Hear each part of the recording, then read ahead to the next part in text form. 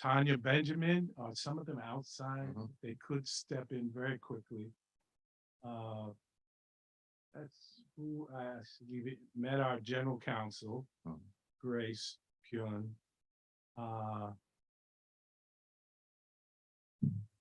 And I'll keep. There's Tanya just coming in so people can see Tanya. There's Tanya right there. Wait, Tanya. Just so we can say hi. Deputy Chief of Staff. Deputy Chief of Or Administration. Perfect. Okay. John? So process. I've come up with a little metaphor, and this term is actually crossed my path a few times. Magic numbers. 51 city council districts, 15 distinguished commissioner and New Yorkers, 8.8 million New York City residents. Where did that number come from? 2020 census. The job description for this distinguished body is in chapter 2A in the city charter. It lays out all of the criterion that this body has to follow in order to work with these 51 city council districts, and we'll explain why in a minute. Number one on that list is one person, one vote. One person, one vote. And what we need to know about the current city council districts, and all of you commissioners, you have a panoramic package of all 51 districts by borough are in your folder right now. And what you're looking at, what we're all looking at here in New York are the current 51 districts that were drawn 10 years ago based on the last census, but now we have to redraw all 51 districts. And if one looks at the numbers today based on 2020 census, every single district in the city of New York is somewhere either over or under populated right now where we're in the city of New York. There are some districts that are 30,000 more people that are the ideal population. And we have some districts throughout the city that are 10, 20,000 less than people are needed. And there's this term called, quote, ideal population. And what is that? And where does it come from? Straight math. Again, all you have to do is divide 51 into 8.8 million, and you'll wind up with a number, 173,000. So that would be a theoretical number if every single one of our districts had exactly the same number of people, 173. There is no current district that currently exists with 173,000. Some are too large, some are too small. Some are very close to that number. And that's part of the process that the commission, the public, we, the people, are going to have input to figure out how to readjust, redesign new democracy based on the next set of 51 districts for our next city council. So that's underdriving the process that we're working with. So there is a process also set up in the charter that is being followed. Our commissioners are in place. There are certain meetings that, business meetings, such as this one right now, the commission does in public, makes its decisions, recommendations, discussions, and there are also mandatory public hearing processes so that the public can comment. In fact, this commission has determined to hold a public hearing before we even start redrawing these first 51 rounds of draft plans. So yes, you can give an applaud to this distinguished 15 commission of New Yorkers. I'll stop there. I won't editorialize behind that. There is another metric that is in a perfect world, there is no, quote, ideal. There's always some room needed for adjustment. It's called a deviation. Right now, there is a law on the books in the state of New York, chapter 516 laws of 21 stipulates a 5% deviation. It's a little quick math. We're gonna move on to hear from you. But the number, the magic number is between 168,000 or 177,000. We're still, as long as our 51 new districts are somewhere in that range, called the quote 5% deviation, we're fine. There can even be, if there are exceptions for particular reasons, that's where you, the public, communities of interest are very important, putting your analysis, commissioners, on the record that you have a good critique that we need to be beyond just, 5%, maybe we need 5.6, maybe we need 8% for this district, but you can't just pull numbers out of the air. That's law currently, and we'll work forward with that process. So right now, we're at a hearing process to hear from the public before we start drawing lines. The commissioners will then review input, and then the staff, calling all the names we just called, and some key top consultants will help put together plan draft number 1. And the commissioners will then determine, you should write this date, our next meeting time, next rendezvous, Monday, June 6th, LaGuardia Community College, from 6 to 7. This commissioner then will determine whether they're gonna approve or not the first draft plan that will be released. Then they'll be followed by, again, it's the same working cycle. Then there'll be a number of public hearings. So the public can come to the process and critique whatever came out the door or sitting on the table. You'll have your opportunity to critique, analyze, add, subtract, suggest, recommend. And then the staff has to go back to work and start revising, present back to our commissioners. And then when there'll be another dateline when we have to release another draft. So it's an iteration process going forward right up through early spring of next year. So I think I've pretty much covered process. Any questions? So a couple of points before we launch into public comments. One, for those who may be aware from our last meeting, questions were raised around the 5% versus 10% deviation, and Commissioner Roselle specifically raised a number of questions. So I just want to note that as well. And there's still conversations taking place with the law department from the city of New York around the 5 versus 10%. And I must say, as it was explained to me, I became even smarter than I was before as far as the difference of the 5 and 10% and the implications of it. So there's still conversations. I duly want to note that.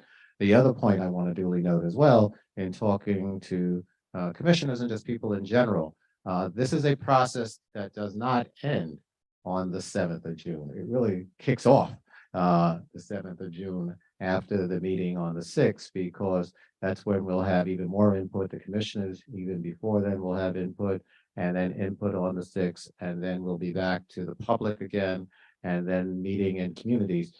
Also, I would just like to encourage to those who are here, as well as those who are either represented by the commissioners or those who are looking at us virtually, to hold their own local community meetings and serve as a magnet, in essence, for those in your respective communities to then share the information, because we know that people will not be able to make it out. And then the other point, and then I'll stop on this note, we're very conscious and sensitive to the hours and days that we need and the timeline. That's a very ambitious timeline.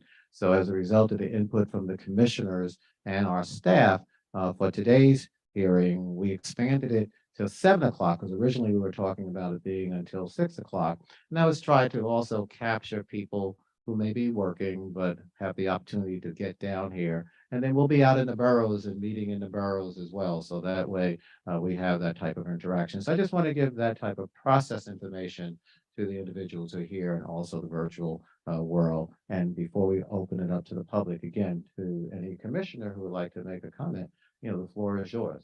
Anyone? Monsignor. Question. Maps that you provided with us, Yes, Those are the population statistics as of from 10 years ago. We're looking at current maps from 10-year-old data But it's that are on the website. but it's Everything, also 10-year-old population. yes.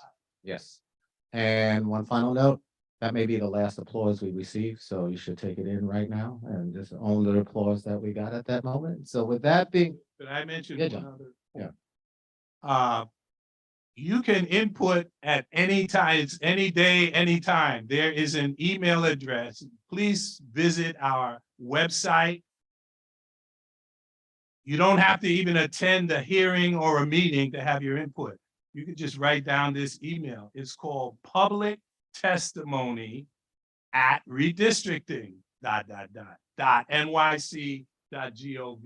You could do it at 6 in the morning, catching our chair, jogging by down Baisley Boulevard, or you could do it at midnight coming out of the club while you're home in your Uber. Anytime, any place, just upload. You can upload a letter, a statement, a map, anytime, whether you missed this meeting or that meeting. Business Districting Commission is open for input. Thank you. thank you, sir. And forgive me if I mispronounce names, but we'll start with, is it Jagpreet Singh? Welcome. And having the honor to be the first one to testify.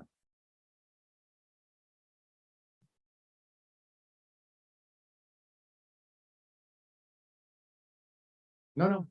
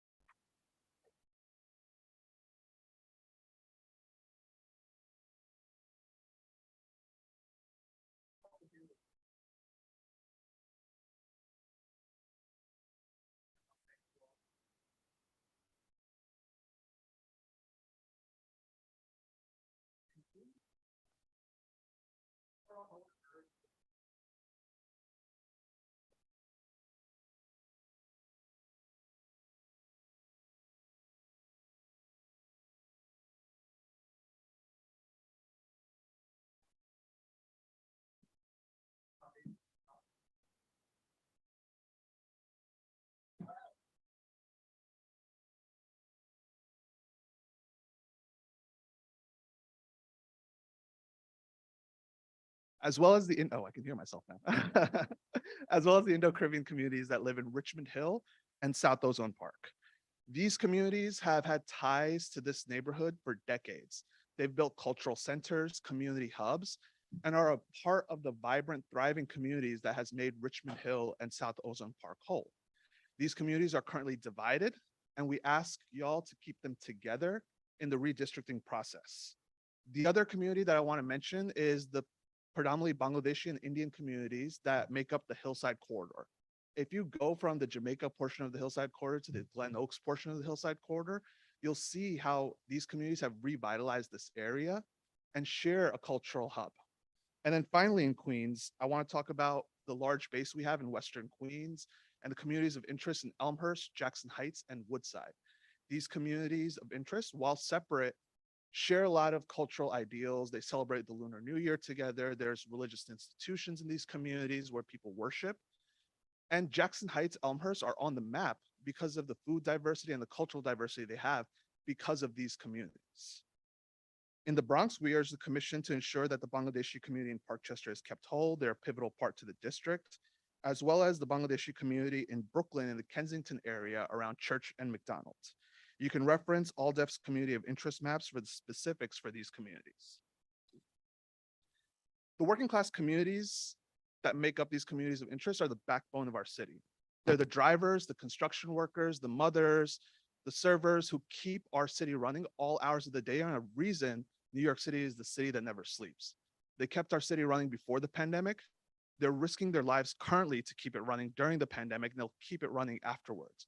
We ask you to keep these communities of interest together, as well as ensure that they're not packed in districts where they lose all of their power, as we've seen in previous cycles. It's up to you, commissioners, to ensure that these communities of interest aren't separated, and we hope that you'll do that. Thank you very much. Thank you, sir, for your testimony. And just as a point of information, you will see over in the corner that the information is being transcribed as well. So we'll have an official transcript of these hearings. Next is the virtual. Do we have anyone for the virtual testimony? We're going to have Lynette Townsley.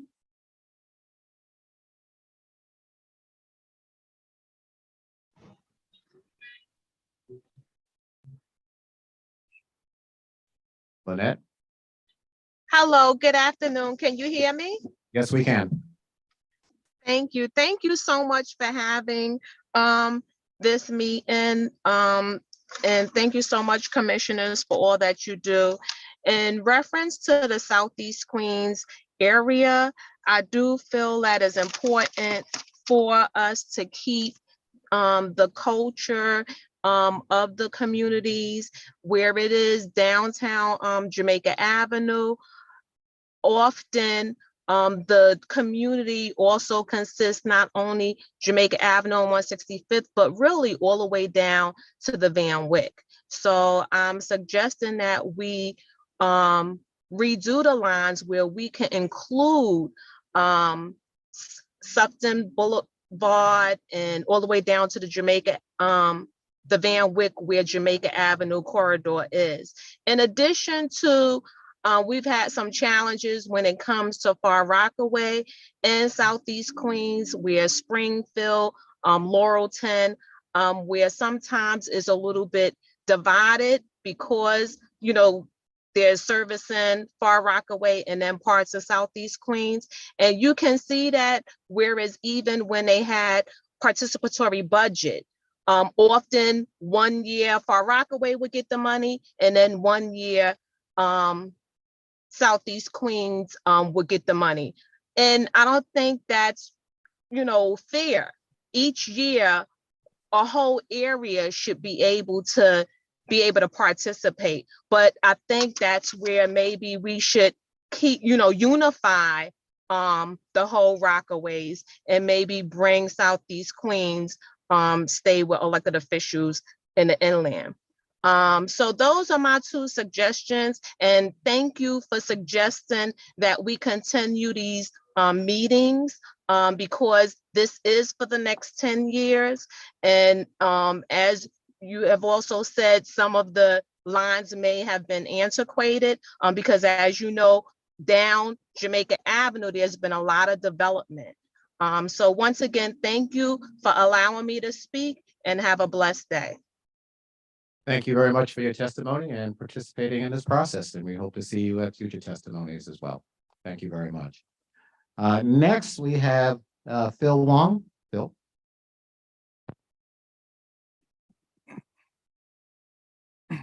Hi, good afternoon. My name is Phil Wong. I'm the, I've been living in Elmhurst, Queens since 1976, and I witnessed several redistrictings, and I speak as a founder of the Civic organization there, Elmhurst United, and I'm also the current president of the Chinese-American Citizens Alliance Greater New York. I'm here to speak specifically on District 30. District 30, that's it covers Elmhurst, Maspeth, Middle Village, Woodside, Glendale, and Ridgewood. Right? And right now, according to the census population, the number went down by 1,604. Right. So what I'm trying to say is that in the district next to it, District 25, which is where I'm in right now, I live in this triangle area over here, right? That district population went up by 2,559. Now, what I want to point out is during the redistricting 10 years ago, there was this little piece that's south of Forest Park that got drawn in to be part of District 30. And I can say with certainty, this part really has nothing to do with District 30. It has more to do with District 32 or 37. Right, so that's my experience after visiting the neighborhood. I've been there, been to many blocks there. So please consider that when you rejoin this district. Now, what I'm trying to say is, I live right here, which is triangularized by Grand Avenue, Simonson Street, and Queens Boulevard. This whole area is primarily single family or two family, three family homes. And that should be part of District 30. Most of District 30 are single family or two family or three family homes, right? Unfortunately, for 12, 13 years ago, we were taken out from District 30 and we became part of District 25. And we are so different from the rest of District 25 that every time when I call my previous councilman's office, they don't understand our problems. That's the word. They don't understand our problems, right? So they're more interested in the other side, which is 6-story, 10-story condos, co-ops. They understand those issues, but they don't understand our issues, right? So I respectfully request that when you redraw the district, put us back to District 30, and the border is Grand Avenue, Simonson Street, and Queens Boulevard. That little triangle piece over here. And if you do that, there's a net gain, District 30 of a net gain of 2,917 people. So, and then if you factor out this piece, you will have the same number at the end. You're going to lose about 2,000 if you take this, put this back to District 27. Thank you. Thank you, Phil. Next, we'll have a testimony in the virtual. Do we have an Elaine Walsh? Just raise your hand in Zoom. You're here. I think so. We'll come back. Ashley Chen. Is it Ashley Chin? Let's see. Right here? I think we've got her.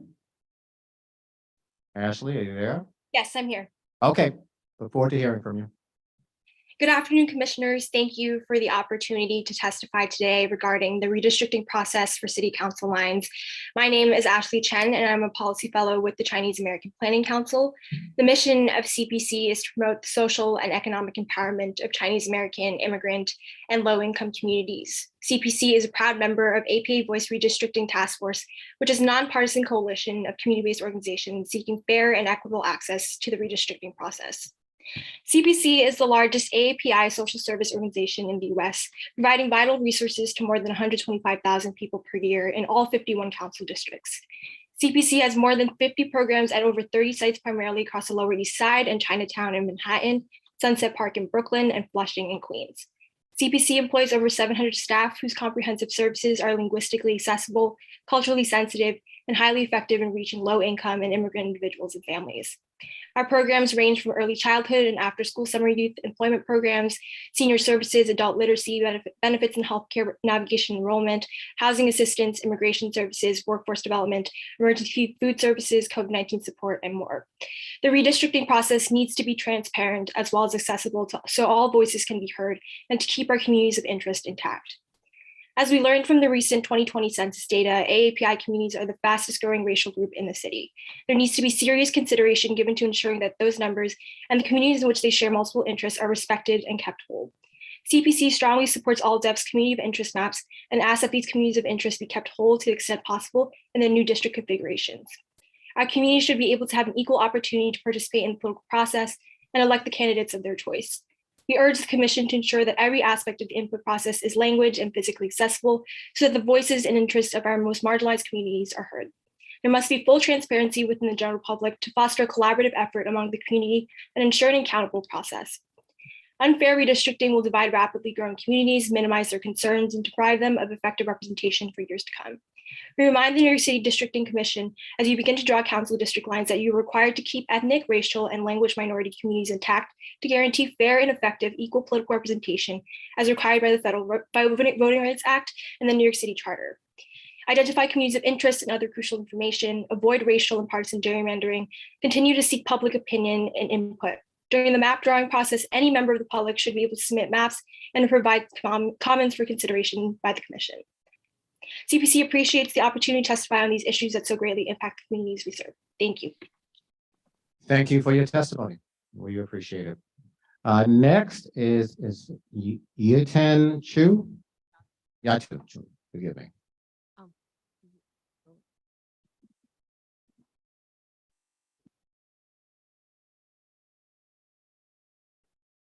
Good afternoon. Good afternoon. My name is Yatin Chu. I came to New York City as an immigrant at 9 years old and have called the city my home for the past 45 years.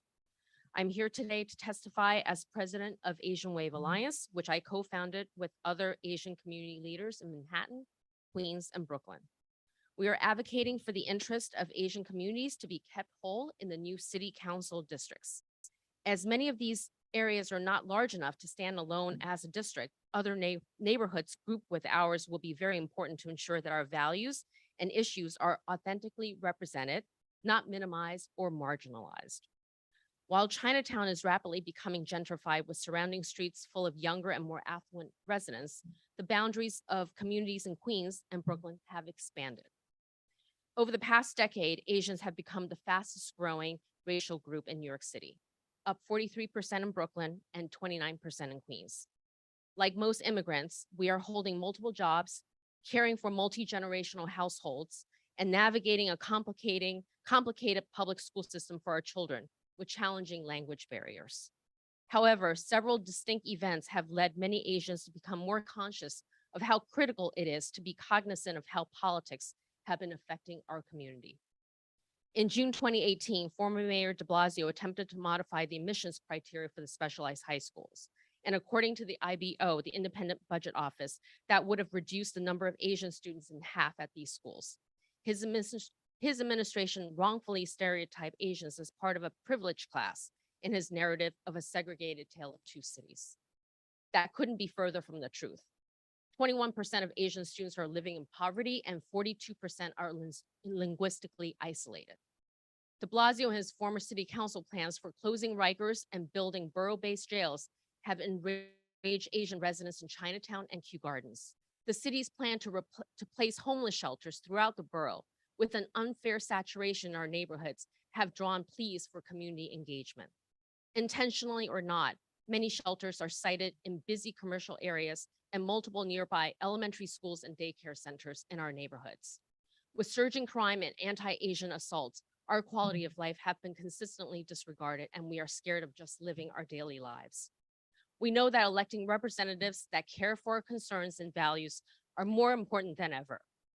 We urge the commission to give us the fair representation we deserve as a community of interest that is protected by the voting rights. I share with you the following Asian communities with directional boundaries to keep us whole. Brooklyn Bensonhurst, 65th Street, 18th Avenue to Bay Parkway, West 6th and Kings Highway, Bath Avenue and Stillwell, Benson Avenue to 18th Avenue. I will share these maps, but I just want to call out that Bensonhurst is currently divided among 4 council districts. We have to keep our communities whole. I will submit the rest of my testimony by email. Thank you so much. And thank you for your testimony. We appreciate it. Next, we'll have virtual testimony. Do we have Aminta?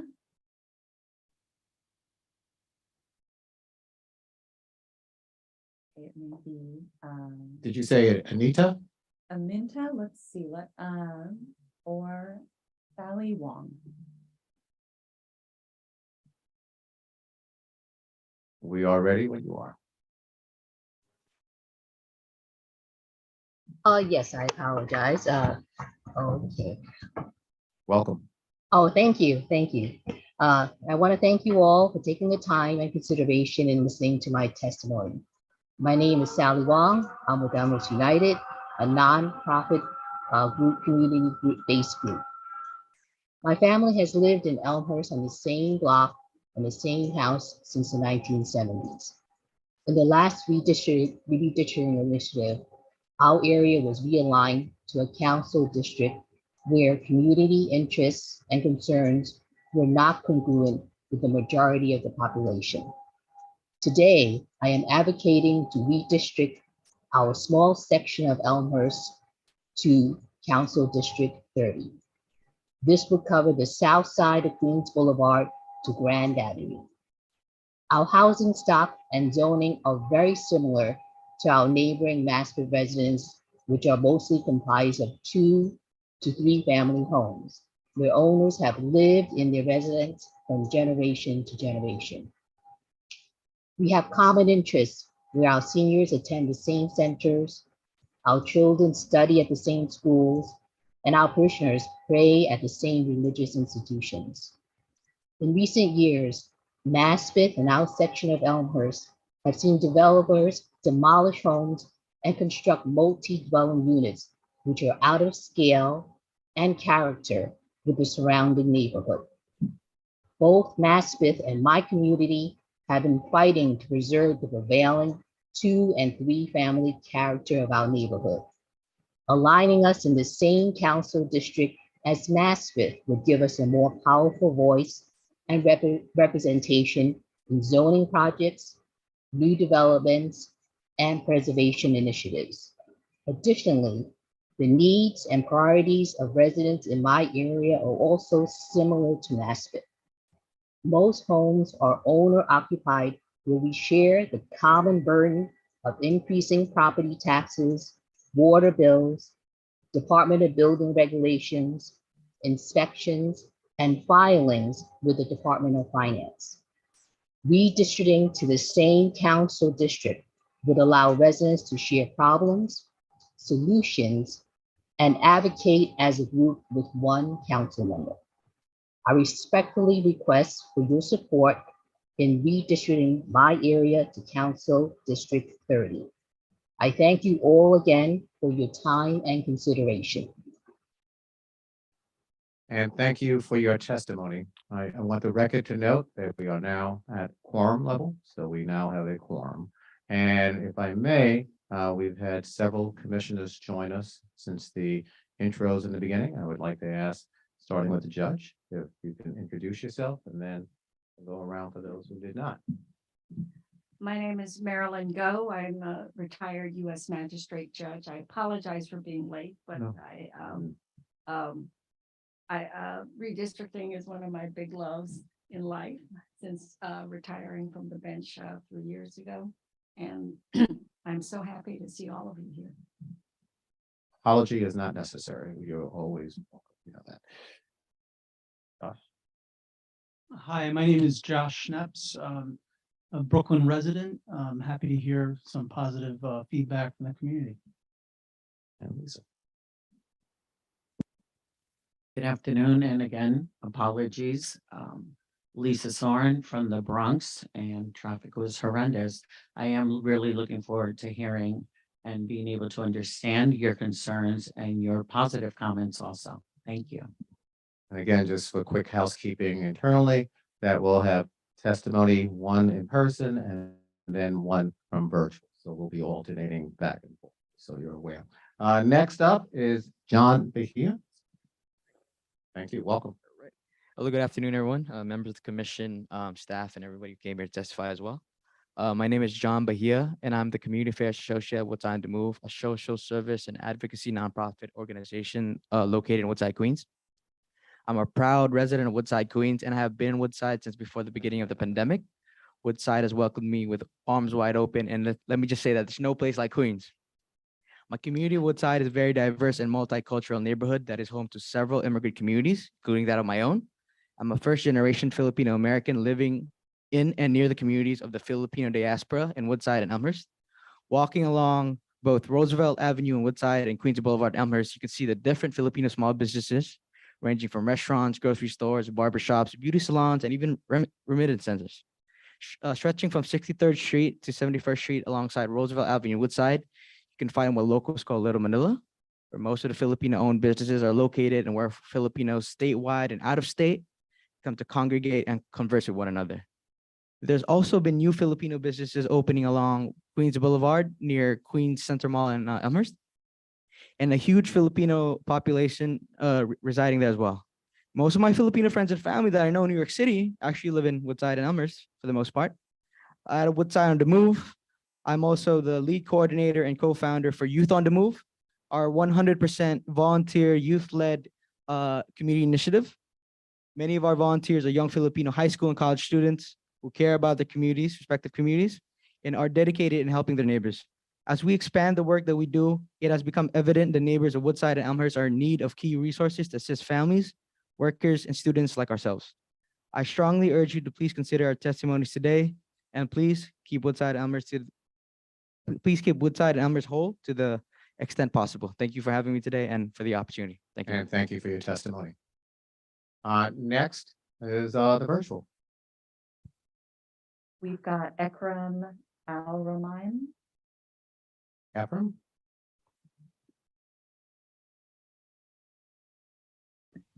Yes, hello everyone. My name is Ikram Romain, Community Health Partner at the Academy of Medical and Public Health Services. AMS is a nonprofit healthcare organization in Sunset Park, Brooklyn, working to make healthcare more accessible to marginalized immigrant communities and people of color.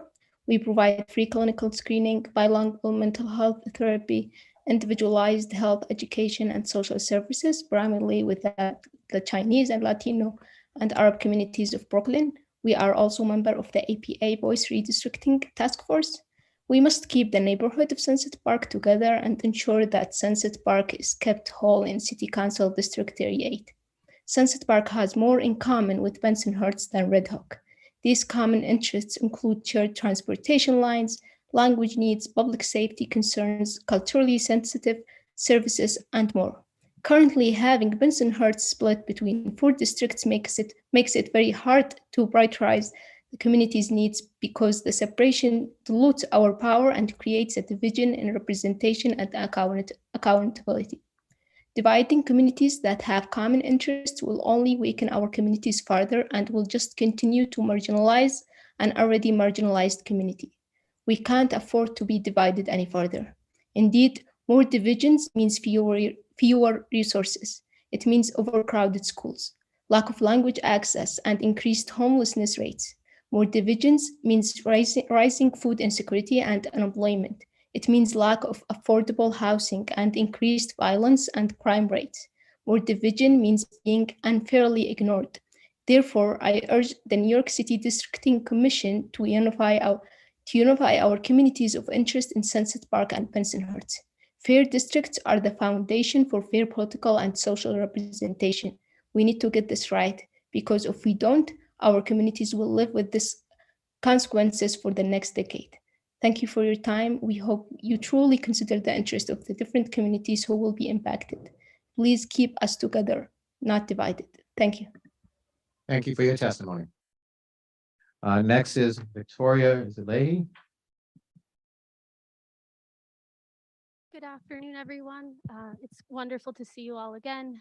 Thank you for listening to our concerns and hosting a public hearing. My name is Victoria Leahy. I'm the Chief of Staff at Woodside on the Move, which my colleague just introduced. We are also a proud member of the APA Voice Redistricting Task Force. Woodside, Queens is a vibrant and diverse neighborhood that is home to several immigrant communities. Many associate the Filipino community with Woodside in Little Manila. When you walk around Roosevelt Avenue, right underneath the 7 train, you'll see Filipino restaurants, bakeries, salons, tech stores, delis, you name it. Stretching from 63rd Street to 71st, Filipinos have created their own culturally competent and specific business district. Maybe more impressive is that 8-block stretch is a major attraction for Filipinos across New York City, Long Island, New Jersey, Connecticut, and even Pennsylvania. Beyond the business and financial support that Filipinos have added to Woodside, Filipinos have also been rooted in community engagement and activism efforts dating all the way back to the 1960s. More recently, Filipinos have been organizing against gentrification efforts by developers and have also been organizing around COVID-19 relief. Outside of this specific commercial district of Little Manila, the Filipino community has expanded across Woodside and into the neighborhood of Elmhurst. For specifics of these neighborhood boundaries, we refer the commission to the Asian American Legal Defense Fund neighborhood map specifically for Woodside, Elmhurst, and Jackson Heights. This movement across Woodside and Elmhurst is not unique for Filipinos, and it is also true for several other Asian ethnic groups.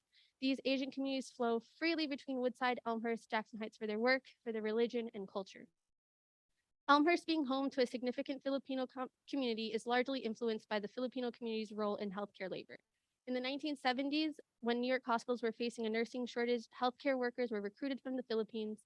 This was repeated in the 1990s to respond to the AIDS epidemic, and it's now happening again to manage the impacts of the coronavirus and its ensuing variants.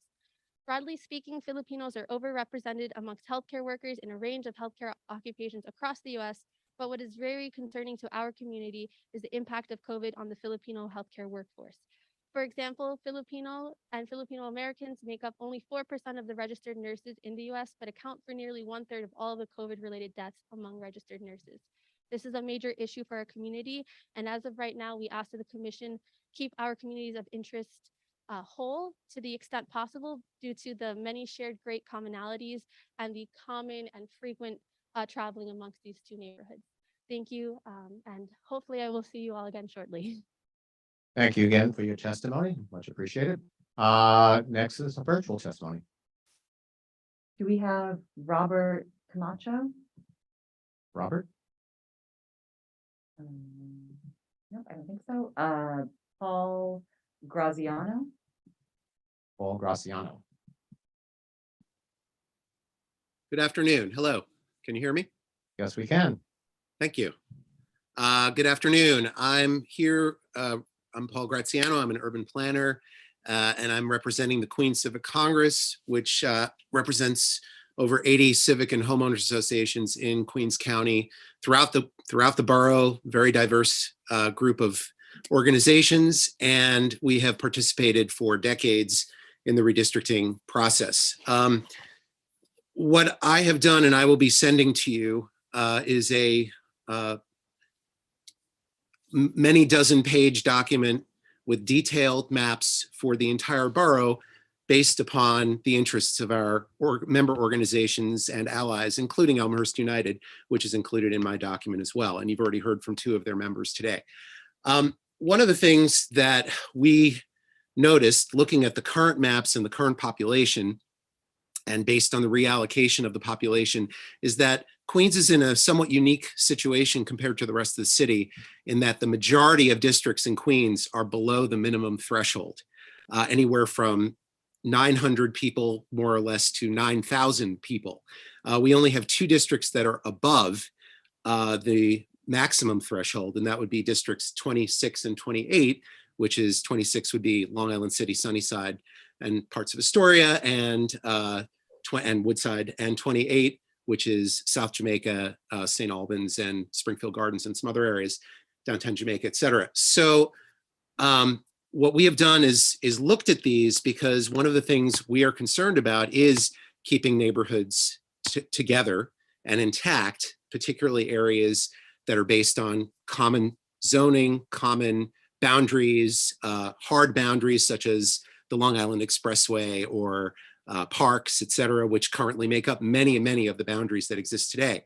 The other thing we're concerned about is massive reallocation of districts, as the district boundaries that are there today, many of them are pretty right where they should be. Some of them need to be adjusted, obviously, based on population, but we look at incremental changes rather than a wholesale change. And I think one of the concerns that I have, and this happened 10 years ago, was there were groups that were calling for wholesale changes, but many of them don't realize that when you make those wholesale changes, every district affects every other district. So if you're pulling population from one place, it has to be replaced with population from somewhere else.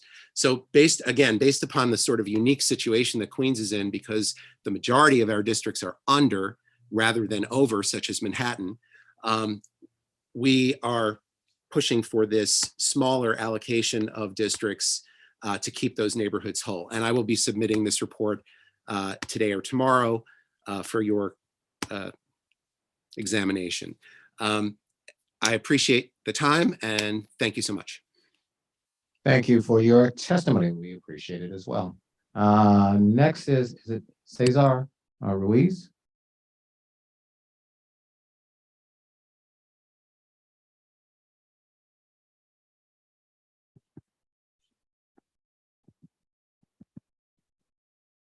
Greetings, commissioners of New York City Redistricting Commission.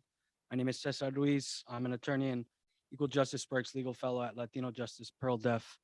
We're celebrating our 50th year, and we've been involved in this process for the past several decades, advocating for equitable maps and representation of the Latinx community. I want to start by highlighting the immense growth of New York City's Latino community over the past 10 years. We can no longer be considered a minority of the electorate. Rather, we are now a significant and decisive voting bloc that deserves the opportunity to elect candidates of our own choosing, represent the values and needs of Latinx communities. According to US Census Bureau data, Latinos comprise over 28.3% of New York City's total population and have added over 150,000 residents. In the Bronx, we've added over 65,000 residents. In Queens, over 54,000. In Brooklyn, over 20,000. And in Richmond County, over 15,000. And even in Manhattan, where we saw a small loss of 937 residents, we've seen a lot of activism and engagement by the community. We've been able to elect the first Dominican-American representative on the congressional level and 5 Latino candidates of choice in the county of Manhattan. And so with this consistent growth, it warrants a New York City redistricting map that is reflective of the population increase and that maintains the lines where they've shown an ability to elect candidates of their choice. Addressing some of the representation on city council, at this moment, 15 city council members out of 51 identify as Latino or have Latino heritage, which approximately matches our population of the share. And it is not by luck or happenstance, but it reflects a deep commitment by the communities. And I realize I'm running out of time and I have a lot more points, so I'll move a little bit quicker. In terms of process, we want to commend the commission for holding this hearing. We recognize it's really important that we engage in this process and public dialogue, and we want to encourage them to hold as many as possible so that we can make sure that this process works for the people. In terms of some mapping suggestions, we recognizing some of the trends and shifts, we just want to highlight 2 areas that will help the initial drawing process. So we're recommending a continued crossing between East Harlem and the South Bronx as configured in the current District 8, as well as a continued crossing in Brooklyn and Queens in the existing City Council District 34 between Williamsburg, Bushwick, and Ridgewood. In these areas, there exists longstanding and strong Latino communities of interest that have benefited from being paired as a whole and have enabled Latinos to consistently elect candidates of their choice. In closing, I just want to say thank you for this. Thank you for the opportunity, and we'll be happy to engage and submit maps. Thank you so much. Thank you very much. And just for the audience, so you'll notice the school asked for us to keep our masks on. So if you can be kind enough to put your mask on, and we can comply with the school requirements. Thank you very much. Next, we'll have a virtual testimony. We have Yahay Obid. Yes, good afternoon, everyone. My name is Yahay Obeid. Thank you for giving me the opportunity to speak.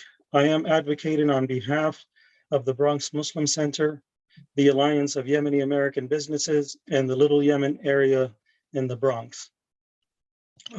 Currently, Little Yemen in the Bronx Muslim Center is divided into 2 districts, District 13 and District 15. We are requesting that we become in 1 district. This would include Van Nest, Morris Park, Little Yemen, Bronx Park East, Allerton, and Pelham Gardens. We are a community of 10 to 15,000 people and need to be in 1 district. We got Google to put us on the map about 5 years ago. We are a growing community. There was a large influx of Yemenis that migrated to the United States after the war started in Yemen 10 years ago. And right now, Little Yemen is growing. The mayor recognized Little Yemen growing, and Small Business Week a couple of weeks ago was held in Little Yemen. So again, I am urging you to keep Little Yemen together and our members together and not divide us by putting us in District 13 and 15. We need to be in 1 district, whether it is 13 or 15, but please put us in 1 district. Thank you for your time. And thank you for your testimony. Next, we'll have Ben Weinberg. Ben?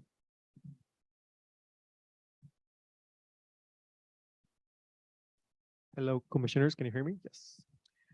Good afternoon, Chair Walcott and Ben, why don't you just raise the stand a little, that way you don't have to bend down like that. There you go. So good afternoon. My name is Ben Weinberg. I'm the Director of Public Policy at Citizens Union. I'm going to take a short break from map making and areas in the city. CU is a nonpartisan good government group that has been involved in redistricting processes for many years. So I'll talk a bit about the process and not specific areas in the city. First of all, having been active in state-led redistricting and council redistricting cycles for years, we acknowledge the complexity of the task that you are all about to undertake, and I don't envy you. But we are also keenly aware of the negative experience that many New Yorkers have had with the state redistricting process. For many, it fostered negative cynicism towards redistricting processes in general. We have been conducting public education campaign to overcome that obstacle and have spoken to hundreds of people. So but we know that the faulty process in Albany has undermined public confidence for many New Yorkers. Given that context, it is important that the commission take more steps to ensure that the public trusts the process and engages with it. Based on our analysis, we believe there are two areas that can be improved upon. The first is transparency in public participation. We were encouraged to hear that the commission plans to provide online mapping software, and just now that you plan to provide some of the hearings in evening and kind of off work schedules. The first thing I would like to recommend is to make all materials related to your meetings and operations public. That includes agendas, minutes, transcripts, bylaws, resolution, to upload that to your website so we can keep track on it in a timely manner. So for example, the commissioners adopted a resolution in the last meeting, but the public did not have a chance to see the resolution beforehand or after it was adopted. We also believe you should, as we mentioned, schedule some hearings on evenings and weekends and provide increased language and disability access. Previous commissions have included interpreters at hearings and translated key documents into the designated city languages. Skip to the second bucket, important bucket here is really about fair and independent redistricting, which is related to what I just mentioned on the state level. We would recommend the commission to adopt expansive anti-gerrymandering criteria beyond what the city charter suggests, and that means addressing the possibility that maps would be drawn to favor incumbents or particular candidates. This has happened before, and it is probable in a case where we have the entire city council up for re-election. So the commission should adopt a criteria similar to the one we have on the state's constitution, which states that districts should not be drawn to favor or oppose any incumbent legislator. I'll finish in a sec. The commission should also adopt a code of ethics, which I know has been discussed before. Citizens Union have sent our recommendations regarding how to address different political conflicts of interest on the commission, members who are affiliated with incumbents, presumptive candidates, campaign activities, including how to disclose discussions that are made with individuals outside the commission. Lastly, this is the first redistricting cycle that will be done without pre-clearance report that was mandated to be sent to the DOJ. We would like to request that the commission issues a similar report at the end of this process that explains the reasons for why you drew the maps, including reasons for every particular district. This actually has happened in the last redistricting commission. They issued the staff memoranda, which was, it's just helpful for the public to understand why things were drawn the way they were drawn. And in fact, the special master on the state level redistricting had just done that. So there are precedents for that. Thank you again for the opportunity to testify. Have a good day. Thank you, sir. Next, virtual testimony. Next, we have Howard Moskowitz. Hello, can you hear me? Yes, we can. Oh, good afternoon, commissioners. Thank you for this opportunity to speak today about redistricting. My name is Howard Moskowitz, and I'm a resident of Elmhurst, Queens, which is located in Council District 25 for the past 32 years. I belong to a nonprofit called Elmhurst United, a civic organization. My residence is located on the south side of Queens Boulevard and borders on the Maspeth section of Council District 30. The residences are primarily 1, 2, 3 family homes. The physical character of the 1, 2, and 3 family homes found in my neighborhood closely resembles the homes located in Maspeth. Many middle school students residing in my neighborhood, which is Elmhurst, are zoned to attend IS 73, which is located in Maspeth. Maspeth High School, PS 58 are close by, are attended by Elmhurst students. They're located in Maspeth. Local banks, Maspeth's Federal Savings Bank, shopping, Stop and Shop, are in Maspeth, District 30. The common issues we face as homeowners are similar to those residents in Maspeth section of District Council 30. I feel the following areas of Elmhurst, beginning on the south side of Queens Boulevard, bounded east as far as Grand Avenue and southwest by the Long Island Railroad, should be incorporated in Council District 30. The physical demographics, interests, and needs of Council District 25 on the north side are different from my neighborhood, since the residences there are primarily apartment buildings and renters on that side of the district. I've always felt our neighborhood was more part of the fabric of Maspeth than Elmhurst. I want to thank you for considering my request at this time, and have a great day. I would thank you and thank the extra pair of hands that help smooth out the That column. was my wife. I would hope so. Okay. No, Good pleasure. sorry about that. No, it was a nice touch. Okay, it was a very nice touch. Thank you, guys. All right, have a nice, thank you. All right, do the same. Thank you. Okay, Robbie, is it Sayed?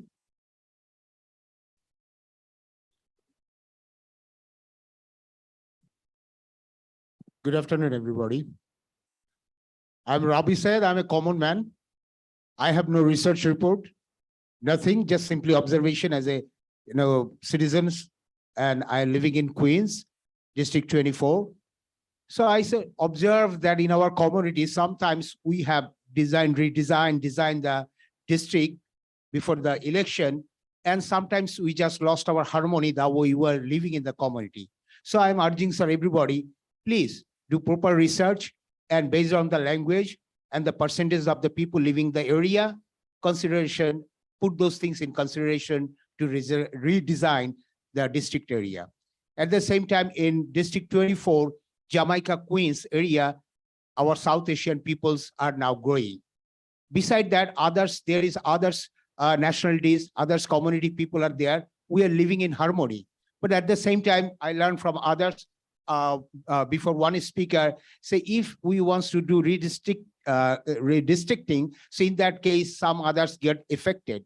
So please put in those consideration, like me, a common person, like a father, we wanna see we are living in a community with a harmony, and we wanna see our America is growing with the immigrant peoples, the Americans peoples, and definitely, once again, I'm gonna say, God bless us, God bless America. Thank you. Thank you, sir, for your testimony. Next is virtual. Next, we have Molly Wong. Hi, can you hear me? Yes, we can. Oh, great. Hi, everyone. Elmhurst South Side of Queens Boulevard consists of a predominantly working class homeowners who live in private 2-3 family homes. Codwise, Hilliard, Manila, Simonson, Jacobs, Nealon, Callis, or just to name a few of the streets on the south side. It is a quiet oasis against the more hustle and bustle of the north side. We're asking that the south side of Queens Boulevard up to Grand Avenue be redrawn to be included with Maspeth. Our two communities share the same civic organization, Comet, Elmhurst United, which I am a member. We walk to the same supermarkets, churches, schools. Our families bought homes in the two neighboring communities. We even once shared the same elected. We're asking to return to our original council maps that align our little enclave with our sister community of Maspeth. The recent assembly redistricting returned this part of Elmhurst with Maspeth. Most of us do not cross Queens Boulevard to the north side, as it's a very dangerous intersection. It is a major barrier.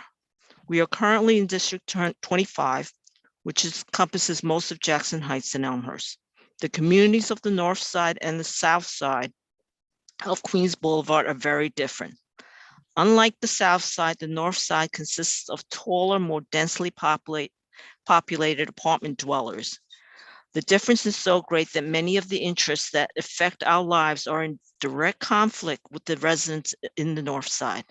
Our concerns are muted against the more populous and louder voices of the communities of the north side of Queens Boulevard and Jackson Heights. The south side wants to keep the intense development of the north side at bay. The influx of developers buying up houses in the area and converting them into condos and apartment buildings have saturated the north side. They are eyeing the south side. We are seeing beautifully kept homeowner occupied homes being bought up by developers and having it be converted to multifamily absentee landlord buildings.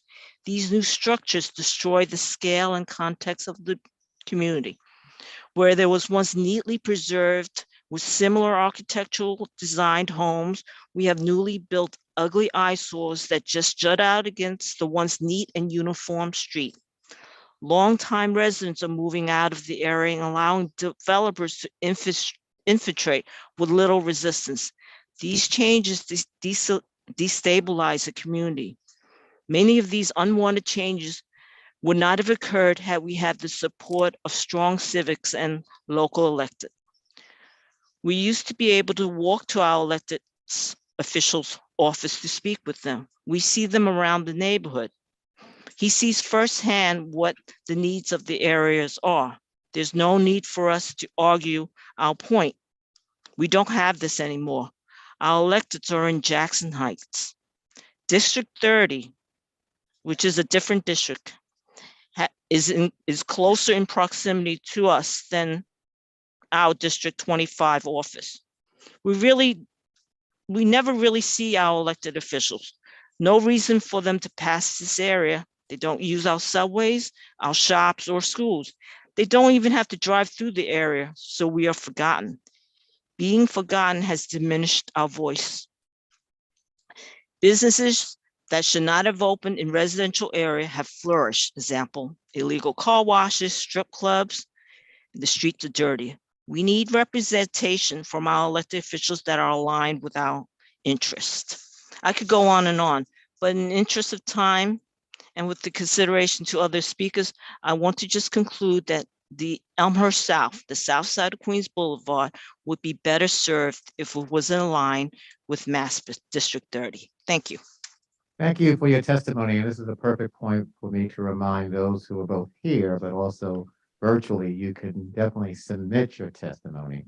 So even if you are at the 3-minute limit, a little more than 3-minute limit, we would want your full testimony as well. So feel free to submit. And thank you for your testimony.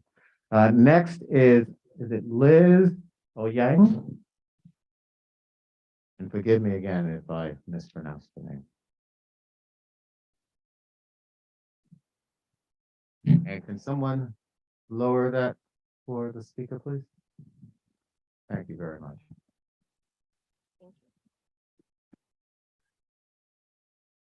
Okay, I'm standing, Chair Walcott. Thank you. Okay, Chair Walcott, Executive Director Flacto, and New York City Commissioners. Good afternoon.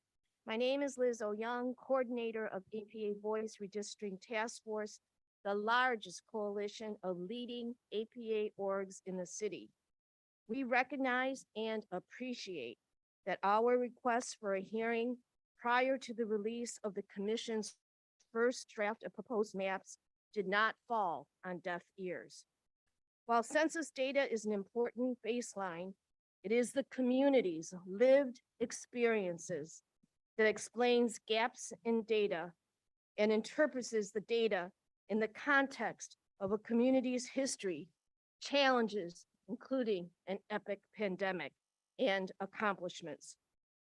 14 of our member organizations, some of which you heard today, will testify either in person, remotely, or in writing.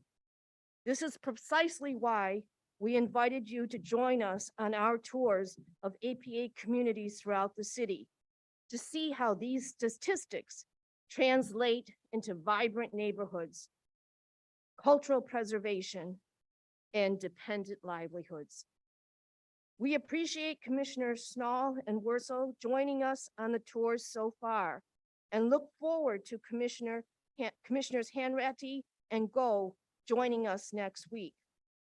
APAs now comprise 15.6% of the city, representing 1,373,500 plus New Yorkers. In each borough, with the exception of the Bronx, Asian Americans are the fastest growing racial group. Of the additional 345,380 plus Asian Americans to New York City the last 10 years, 75% of this growth in the APA population is in Queens and Brooklyn alone. Queens saw a 29% increase in the APA population over the last decade, adding 148,000 more APA residents. The APA population soared 43% in Brooklyn, adding 111,000 APAs to the borough. Therefore, we have a reasonable expectation to see this growth reflected in nearly all of the 16 neighborhoods identified by ALDEF in its Asian American Community of Interest maps that our task force has provided firsthand input into. With increases in our population comes greater contributions economically, culturally, socially, and politically to New York City's greatness, as well as increased needs for language access, youth and senior citizen programs, affordable health care and housing, and public safety. Keeping our communities of interest whole, coupled with a spike in the APA population, will help our communities obtain their fair share of resources and hold elected officials accountable for addressing their needs. Thank you so much for listening to us today. Thank you for your testimony. Next is virtual. Next we have Wally.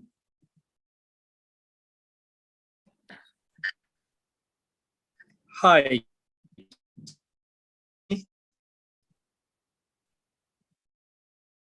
Hello. Oh, you're cutting out a little Going bit. in and out.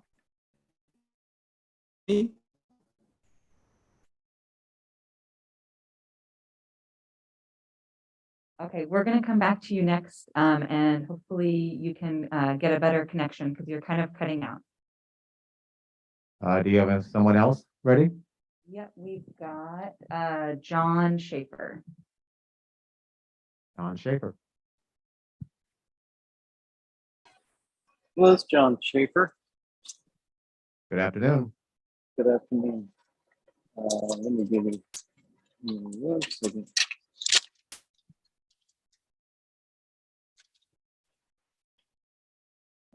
Thank you for this meeting today. I'm asking you to accept my position to integrate my neighborhood to City Council District 30 of Queens. My community is made up mostly of single and two-family homes, closely matching what is found in District 30, represented by mostly resident homeowners. We feel more bonded to that district. My family and neighbors do their grocery shopping at the local Stop and Shop, as well as provide for other needs at Home Depot in Maspeth, BJ's in Middle Village, and Atlas Park in Glendale. My family and I have doctors and dentists in these neighborhoods. Juniper Park is our destination for summer events and exercise, which makes all of us feel part of the culture. Some in our community take their kids to Juniper Park for organized sports.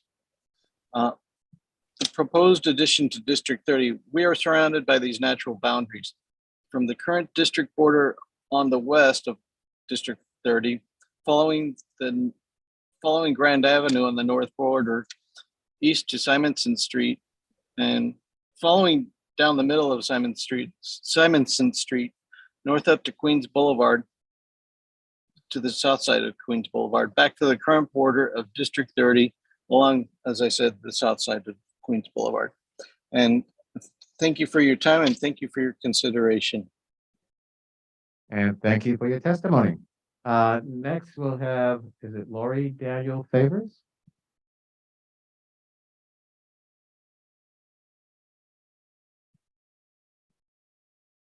Good afternoon, commissioners. My name is Hold on 1 second before you start. Thank you for your help. Thank you so much. My name is Larry Daniel Favors. I'm an attorney and the executive director at the Center for Law and Social Justice at Medgar Evers College. Good afternoon, especially to my colleague, Dr. Plateau. We envision at CLSJ a civically educated and engaged Black electorate that consistently builds political power to marshal the representation and resources necessary for our communities to thrive. To that end, we address racial justice issues by providing effective legal advocacy, conducting community education campaigns, facilitating research, and building organizing capacity on behalf of Black New Yorkers and the disenfranchised. During the state redistricting process, CLSJ convenes the Black New Yorkers for Fair Redistricting Coalition, comprised of more than 20 Black-led and Black-serving organizations. We are also part of the Unity Map Coalition, which draws maps with lines that equitably distribute political power based on the data. I'm here to implore you to center the voices of communities of interest in this process and to apply the lessons learned from past cycles, including the most recent state process. These lessons include drawing lines that adhere to the mandates of the Voting Rights Act and protecting the communities covered by its provisions, centering communities of interest by maintaining them, and ensuring that historic communities are protected and not cracked. Ensuring that your understanding of who comprises communities of interest is actually rooted in fact. For example, after the release of census data last year, there were many that proclaimed that Black population in our city was down. That was false. CLSJ conducted a study and produced a report called The People of African Descent in New York City, a Communities of Interest report. This report demonstrated that Black population was not on the decline. To the contrary, our communities also experienced growth, and we significantly expanded the regions in which we are located. We will be submitting that report as a part of our comments and testimony. As a note of caution, while it is easy to presume that a map of communities that share racial affinity was drawn based on race, that in our city is an erroneous presumption. New York City's communities are extraordinarily diverse, even when they share a racial affinity. We also plead with you that you hold hearings at times and in locations that are accessible for working people from diverse communities. It's extremely difficult for many in our community to attend hearings that start during after-school pickup and which are not geographically diverse enough for you to hear from directly impacted communities. This is another reason why the Unity Map effort is so important. This is a coalition comprised of the Center for Law and Social Justice, the Asian American Legal Defense Fund, and Latino Justice Pearl Deaf. Our maps have traditionally and continue to set a baseline that demonstrates that districting map lines can be drawn in ways that are equitable, data-based, which centers communities of interest, protects those communities covered by the Voting Rights Act, and which maintain the integrity of historic and emerging communities. Thank you so much for the opportunity to be heard, and we look forward to many, many more in many more diverse communities at times. Thank you. Thank you for your testimony. Next, we virtual. We have Kevin Cho. Hi, good afternoon, commissioners. Thank you for the speaking opportunity. My name is Kevin. I'm with the Korean Community Services of Metropolitan New York. We are a 501c3 nonprofit, mainly based in Flushing, Queens. However, we have other offices throughout the 5 boroughs. For today's purposes, I just wanted to highlight my districts, my neighborhoods for Flushing and Bayside. And given the maps that we have seen, I'm just asking that you guys review one more time the lines that are dividing the CD 19, Council District 19, and CD 20, which is splitting sort of the Bayside and Flushing. And the only few points that I would like to make in regards to that is, KCS was strategically placed in Bayside, Queens because of the growing AAPI population. And we have done previous tours around the community to see the different changes that we've seen through businesses, religious institutions, and also we have seen a huge growth within the communities of interest within our neighborhood. And especially during the pandemic, when it was super, a lot of the folks there were hit hard because of the language barriers. And we've received a lot of calls from our community members, but based on even the resources that they needed for the pandemic, we were able to sort of see where all these folks are coming from. And based on the map that was produced and the work that we have done so far, we can sort of see that there's a little bit of the communities were not kept together. So I'm just hoping that, we can put another request to have another view in that. And I'd love to check in with you guys separately and through our coalition members about that. But that's really what I wanted to raise, the CD 19 and CD 20 between Flushing and Bayside. Thank you very much. And thank you very much as well. Next is the Shavana Durwa. And again, forgive me if I just now. Jorwar, yeah, thank you. Good afternoon, commissioners. Thank you for the opportunity to address you today. I'm co-director of Jahaji Sisters, an organization with over 1,000 members founded in 2007. Jahaji Sisters is a healing and political home for Indo-Caribbeans who've survived or are at risk for experiencing gender-based violence, and we organize with them together to achieve gender justice. Through leadership development, grassroots organizing, and arts activism, we amplify their voices. Our Indo-Caribbean community is a large and a marginalized Asian American population. Our members primarily reside in the Richmond Hill, South Ozone, and Ozone Park areas of Queens, and we ask you to keep these neighborhoods together in the redistricting process. Our members are immigrant and first-gen survivors, child witnesses, and working-class women vulnerable to abuse at home and on the job. In 2013, the NYC Department of City Planning issued a report showing that Guyanese are the second largest immigrant group in Queens and the fifth largest in the city. This is despite the data not including Guyanese born here or Indians from Trinidad, Suriname, or Jamaica. Despite our large population, our struggles continue to go unaddressed. We experience domestic violence at alarming rates, and the areas we live in are resource deserts. In fact, Little Guyana has been one of the most impacted by COVID infections and also one of the last to receive testing or vaccination sites. I'm testifying today because the survivors that we serve need for Richmond Hill, South Ozone Park, and Ozone Park to remain whole. Right now, political lines split our community apart, which makes more work for organizers and advocates like me who are fighting for better conditions. Why should we have to make demands of 3 different city council offices? Why should we stretch the valuable time and energy of our working class members who are single moms, who are struggling to make ends meet, working many jobs, but yet put in the work to share their stories with elected officials? Our communities in this area are mostly immigrant. They share the same needs for job opportunities, affordable housing, transportation improvement, and healthcare. They speak the same languages, they go to the same schools, they worship at the same temples, the same churches, the same masjids, and yet they are broken up. We want to make sure redistricting is done fairly and with justice as the guiding force. We need to keep these areas together. Thank you. And thank you for your testimony. Virtual? Okay, we're gonna try Wally again. Can you hear me? Yes, we can, very clearly. Oh, perfect. Okay. Good afternoon, commissioners. My name is Dr. Wali. I am testifying on behalf of OCA New York. I joined OCA New York as a board member in 2010 and am now an advisory board member. Founded in 1976, OCA New York, formerly known as Organization for Chinese Americans, is a nonprofit organization dedicated to protecting and advancing the political, economic, social, and cultural rights of Asian Americans in New York City. OCA New York is a proud member of the APA Voice Redistricting Task Force. APA stands for Asian Pacific Americans. Based on census data, New York City had about 1 million APAs in 2010 and about 1.4 million APAs in 2020. Between 2010 and 2020, the APA population of New York City increased by about 345,000 residents. About a third of this increase was in Brooklyn. Between 2010 and 2020, the APA population in Brooklyn increased by 43%. As such, there is every reason that one or more city council districts be drawn in Brooklyn, which reflects this APA community of interest. This APA community of interest speak a common language other than or in addition to English, celebrate similar ethnic holidays, share similar food and grocery tastes, and have critical similar bilingual healthcare and education, plus transportation needs.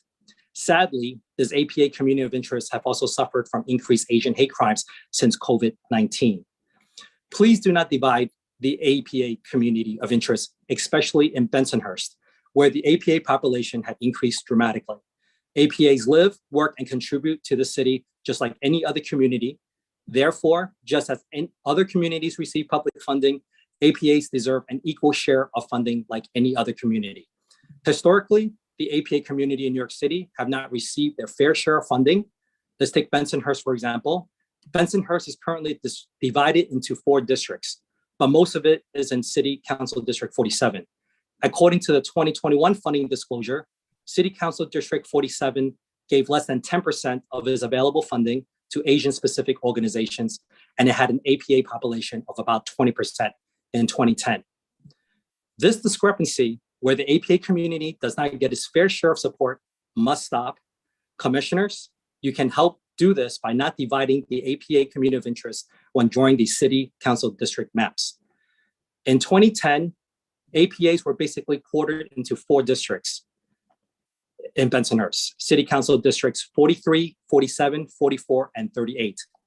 In the interest of fair and representative democracy, please do not quarter or divide the APA community of interest in Brooklyn this round.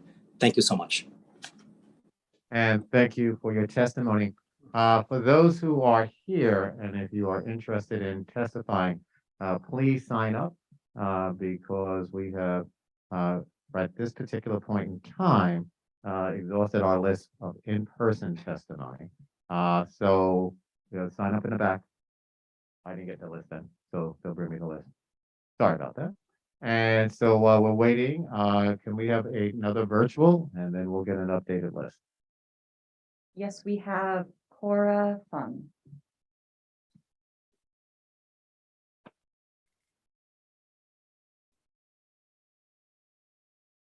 Is it Cora? Yes, we'll see if we've got her here.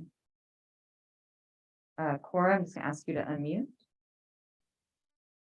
No, okay, let's go with Mark Laster. Mark? Hello, can you hear me? Yes, we can. Okay, great. Hi, okay, so waiting for my screen to pop up. Okay, so hi, so good afternoon. I thank the commission for holding this hearing. I look forward to productive relationship through this redistricting process. My name is Mark Laster, and I am one of the founders of the Central Queens Redistricting Coalition. I am also one of the founders of the Forest Hills Green Team and currently serve as the co-chair. I am an executive committee member of Queens Community Board number 6 and co-chair of the Aging and Social Services Disability Committee. Professionally, I am a licensed clinical social worker with 40 years of experience, primarily in services to the elderly, people with mental health challenges, and people who have suffered a traumatic brain injury. My comments today reflect my thoughts regarding redistricting. I'm a 33-year resident of Rego Park and have testified previously at both hearings hosted by the New York State Independent Redistricting Commission. After being extremely involved in that process, I hesitated to spend any more time on redistricting. However, as I began learning more about the New York City redistricting process, I see that historically community input is integral to it. As the Central Queens Redistricting Coalition, which is a nonpartisan neighborhood-based effort to provide a voice to the diverse center in Queens, embarks upon our efforts to draw maps that we plan to result in fair representation for all, we will be carefully looking at what the communities of interest are. The New York State redistricting process has left the communities of Rego Park and Forest Hills extremely divided. For many of the maps currently being used, we now have 4 state senators and 5 assembly members. Queens Community Board 6 currently has 1 council member representing most of our community, and a 2nd council member has a small part. We are appreciative of this since it gives us opportunities to work closely with these elected officials. As we emerge from COVID, community boards have an opportunity to play a significant role in our recovery, since we are composed of members who have on-the-ground knowledge and expertise for our community. Due to Borough President Rich's outreach, we now have a board where over half the members have served for 2 years or less, bringing more diversity, new ideas, and energy to our work. We have also reached out to the community, offering people who are not appointed an opportunity to be public members who can serve on one of our committees. When we reached out to our community, we received 24 applications for community members to join. The reason I'm explaining this is we know we will be facing challenges to engage with our 9 elected state representatives. This makes it even more important for us to have fair maps that truly reflect communities of interest and provide us with city elected officials we can work closely with. Since I am still familiarizing myself with the city redistricting process, my understanding is our current District 29 has less population that would be required, and we will therefore need to expand our boundaries. As the members of the Central Queens Redistricting Coalition look at where we can expand to, we will make every effort to not divide communities that use the same schools, shop in the same stores, and use similar methods of transportation.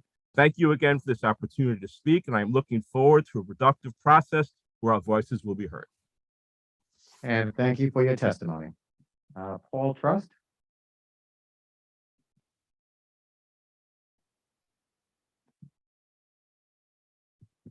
Hello, I'd like to thank the Redistricting Committee for the opportunity to speak. My name is Paul Trust, and I'm a resident of Richmond Hill, Queens. My wife, 3 daughters, and I moved here from Jackson Heights over the summer on August 4th.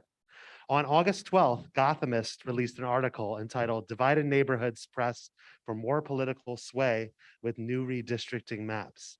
As the article eloquently states, states, my new neighborhood is what experts in political representation refer to as a cracked community, where Richmond Hill represents only a small fraction of several districts rather than having the majority in one.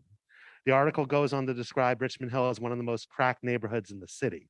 This is problematic in that not all the needs of the various districts are the same, whether it is trash collection or transit, and diminishes our voice in decision-making.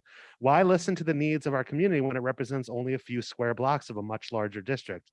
Such gerrymandering is also an effective form of voter suppression. One aspect that attracted me to Richmond Hill was its ethnic diversity. And in that way, Richmond Hill is similar to my old neighborhood of Jackson Heights. What I quickly discovered, however, is that largely due to our fractured districts, communities of colors do not have nearly as much political sway or pull as they do in Jackson Heights. Considering the wonderful micro communities of Little Punjab, Little Guyana, and my Bangladeshi neighbors, I feel Richmond Hill and South Ozone Park deserve to have a unified district to represent the unique needs of the people residing there. I strongly believe that all Asian American communities of interest should be kept whole to the extent possible and at all levels. I'm submitting this testimony along with the recommended AAL-DEF Community of Interest Unification Map for Richmond Hill and South Ozone Park. In summary, redistricting means power. United we stand, divided we fall. Let's end this fracturing and unify these Asian American communities of interest to ensure the representation they deserve. Thank you so much for the opportunity. And thank you for your testimony. Next, virtual. We've got Albert Baldio.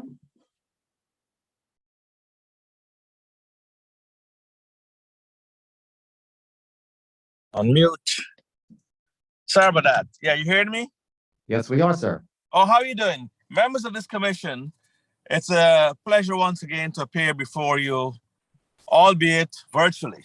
Some of us is given up coming, wear a suit and come to these forums because we've strictly gotten fed up over 3 decades, and you would understand why. But what we have before us is a gerrymandering that needs to be solved after 3 decades of being suppressed.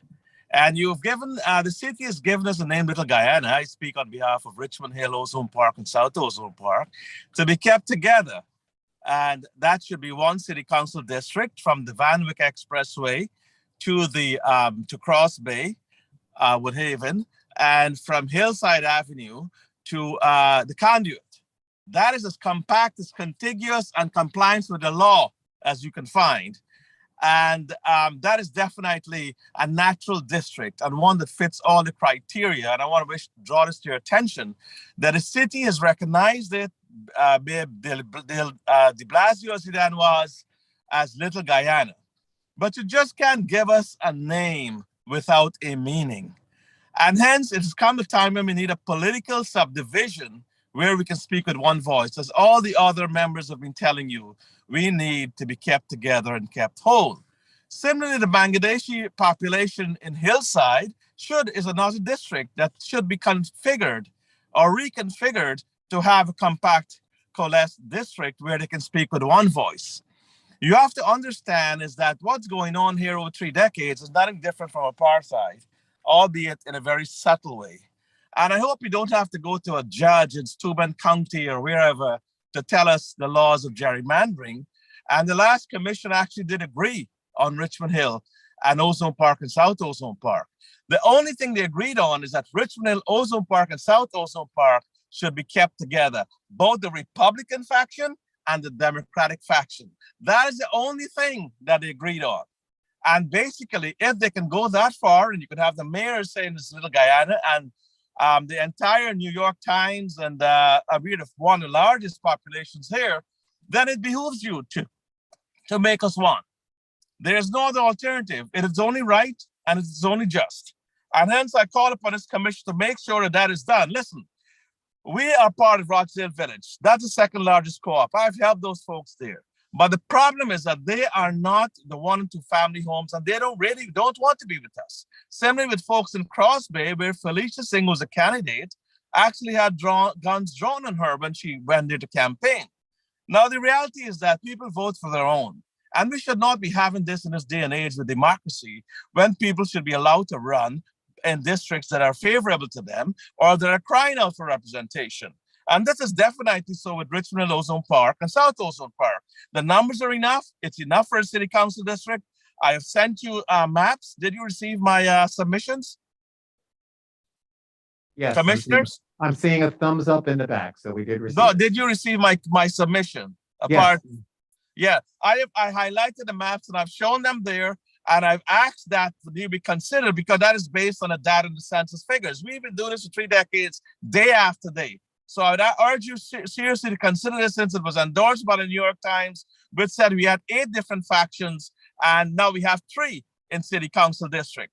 Why we should be made filler? Why are we being made part of somebody else's district? Why are we being diluted? That is why I'm saying it's a systematic deprivation and similar to apartheid, which this commission ought to stop. And if not, we are prepared to go the route that the courts have. But I hope that we don't have to go there. You have to understand the frustration that I've been through. If over 3 decades of doing this, we get the same thing, that is not the hope and promise of America. This is alien. This is un-American. And I think you really need to do something about this and make Little Guyana whole, just as you would make Little Bangladesh whole in Hillside and Little Punjab.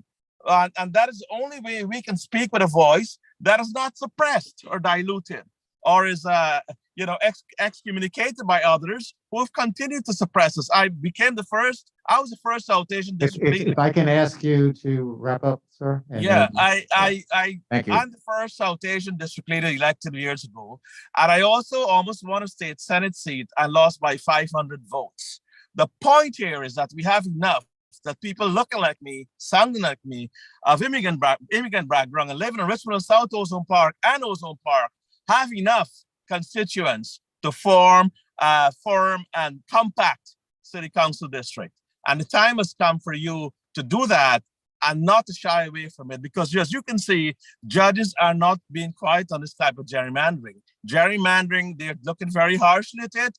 And I just wanted to ask you to do the right thing and make sure that you can keep us whole and go with the data and the figures and give us our district that has been given to us politically, but not economically. And that needs to transcend into saying, well, we have a city council district, 28 or 32. Whoever has to give up ground has to understand that this is democracy. And thank you very much. All right. Thank you very much for your testimony. We appreciate it. Next here we'll have, is it Mohammed Amin? Mohammed?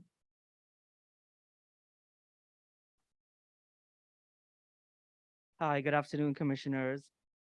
My name is Mohammed Q. Amin. I am a homeowner, a voter, and a community organizer living and working in Richmond Hill, Queens for over 17 years, also known as Little Guyana. I am also the founder and executive director of the Caribbean Equality Project, founded in 2015 in response to anti-LGBTQ hate crime violence in Richmond Hill. Caribbean Equality Project is a community-based organization that empowers, advocates for, and represents Black and Brown Caribbean LGBTQ immigrants in New York City. The Caribbean Equality Project is a proud proud member of the APA Voice Redistricting Task Force, a collective that unites 21 APA community organizations across the 5 boroughs to advocate for fair and equitable maps. There are currently over 1.5 million residents of Asian American Pacific Islander descent in New York City, comprising of over 18% of the city's total population.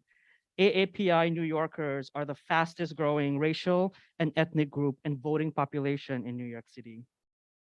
Richmond Hill and South Ozone Park are home to the largest South Asian and Indo-Caribbean communities in Queens, the fastest growing immigrant population in New York City. The All-Devs Asian American Community of Interest map for South Ozone Park and Richmond Hill defines and highlights how unjustly divided these neighborhoods are into 3 city council districts, 28, 29, and 32. These district lines have diluted our political power, vote, and voice for decades. The COVID-19 pandemic has disproportionately impacted immigrant communities, and it will take years to recover from its economic crisis. In 2020, at the peak of the COVID-19 pandemic, South Asian and Indo-Caribbeans New Yorker had the highest COVID rates, infection, and hospitalization due to limited access to language accessibility and culturally competent testing and vaccination sites. including neighborhoods of South Ozone Park and Richmond Hill, Queens.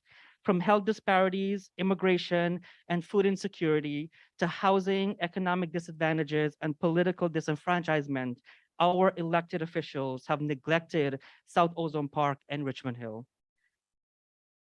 Asian immigrant New Yorkers and LGBTQ people have always been essential workers. Our diverse and intersectional communities can no longer be ignored, underfunded, and under-resourced. Redistricting is a racial justice, immigrant rights, and quality of life issue. Today, I am calling on the New York City Redistricting Commission to hear our voices and bring justice to Richmond Hill. We deserve equity in the New York City Council redistricting process. We deserve to be kept whole and protected under the Voting Rights Act. We deserve fair and equitable maps. We deserve to be united and not divided. Give us a fighting chance to emerge from the COVID-19 pandemic, a more politically resilient community. Thank you. And thank you for your testimony. Just one bit of housekeeping. At 5 o'clock, we'll take a brief break. So that way, if people have to either make calls or make other stops in places, they will be able to do that. And obviously the audience as well. Next is virtual testimony. Next, we have Linda Lamb. Hi, good afternoon, Good afternoon. members of the commission and commissioner. Thank you for the opportunity to speak. My name is Linda Lamb, and I'm a homeowner and resident of 58th Avenue and Seabury Street of Elmhurst on the south side of Queens Boulevard. And I've been a resident and homeowner in the same address for 48 years.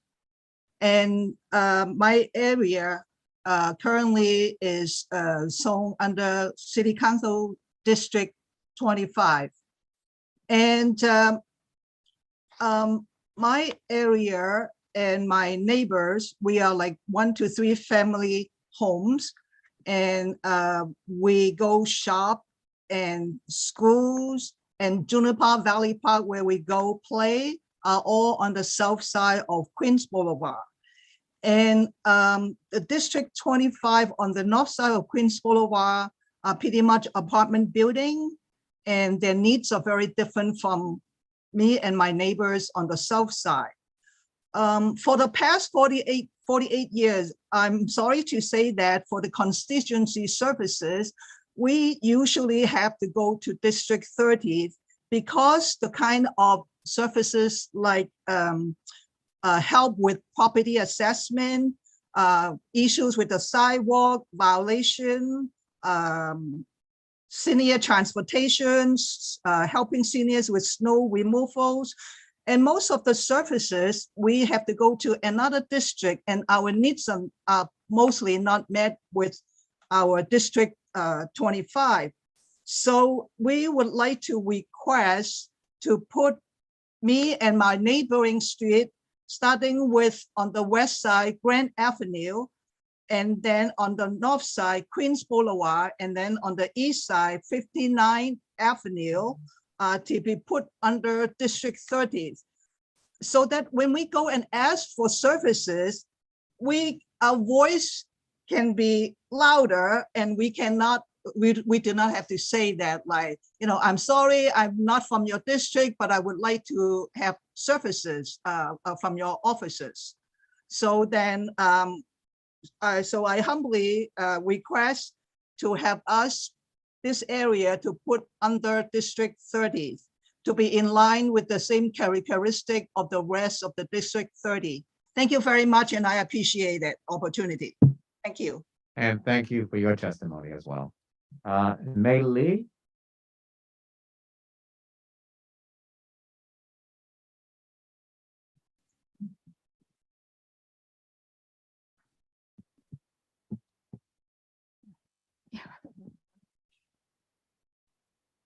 Yeah, I think it's okay. I think this is all right, right? Hello? Yeah. Hi, good afternoon, commissioners. Oh, yeah, it would be good to be shorter. I mean, to be lower. Oh, okay. Oh, no, that's good. Okay. Hi, good afternoon, commissioners. My name is Mei Li. I am the executive director of the Chinese Progressive Association. We are in Chinatown and the Lower East Side. We serve that community. We serve new immigrants, very new immigrants. We have programs such as English and citizenship programs, immigration legal services. For those who do become a citizen, we register them to vote. Most of them are low income. For us, many of our clients, a typical family of 3 makes about $25,000 a year. So what I'm here to say is, also, we are also a member of APA Voice. So what I'm here to say today is that Chinatown and the Lower East Side is a community of interest. More than 30 years ago, all the political lines were, were on the Bowery. So the west side of the Bowery was one political district. The east side of the Bowery was another political district. And I think it was in 1990 where it was unified into one district, probably at all levels of government, I believe, all bodies. So that is what I remember. So, so we are still a community of interest after 30 years. Where it's small enough, the area is small enough to walk across from end to end. When we go to work, when we leave the area, we take the same we go to the same 3 subway stops, depending where we want to go. We are served by, many of our low-income residents are served by a single city hospital, that's Gouverneur Hospital. So the area is, and we go to the same schools and the same stores. So the area that I'm talking about is not just Asian, but is more multi-ethnic and multiracial. It's the 2 largest groups are Asian and Latino. There are, Blacks and African Americans, and then there are many others. But we all share a common interest, and that we are tied by our needs and our socioeconomic status. So needs are, of course, for affordable housing, for healthcare, and even for public safety. No matter if it's hate crimes, it could be hate crimes, it could be gun violence in the projects, but it's all public safety. And we feel that we're all in this together. So, to repeat, we urge the commissioners when drawing the maps to consider this to still be a community of interest. Thank you. Thank you for your testimony. Next, we'll have virtual testimony. Next, we have Violet Hugh.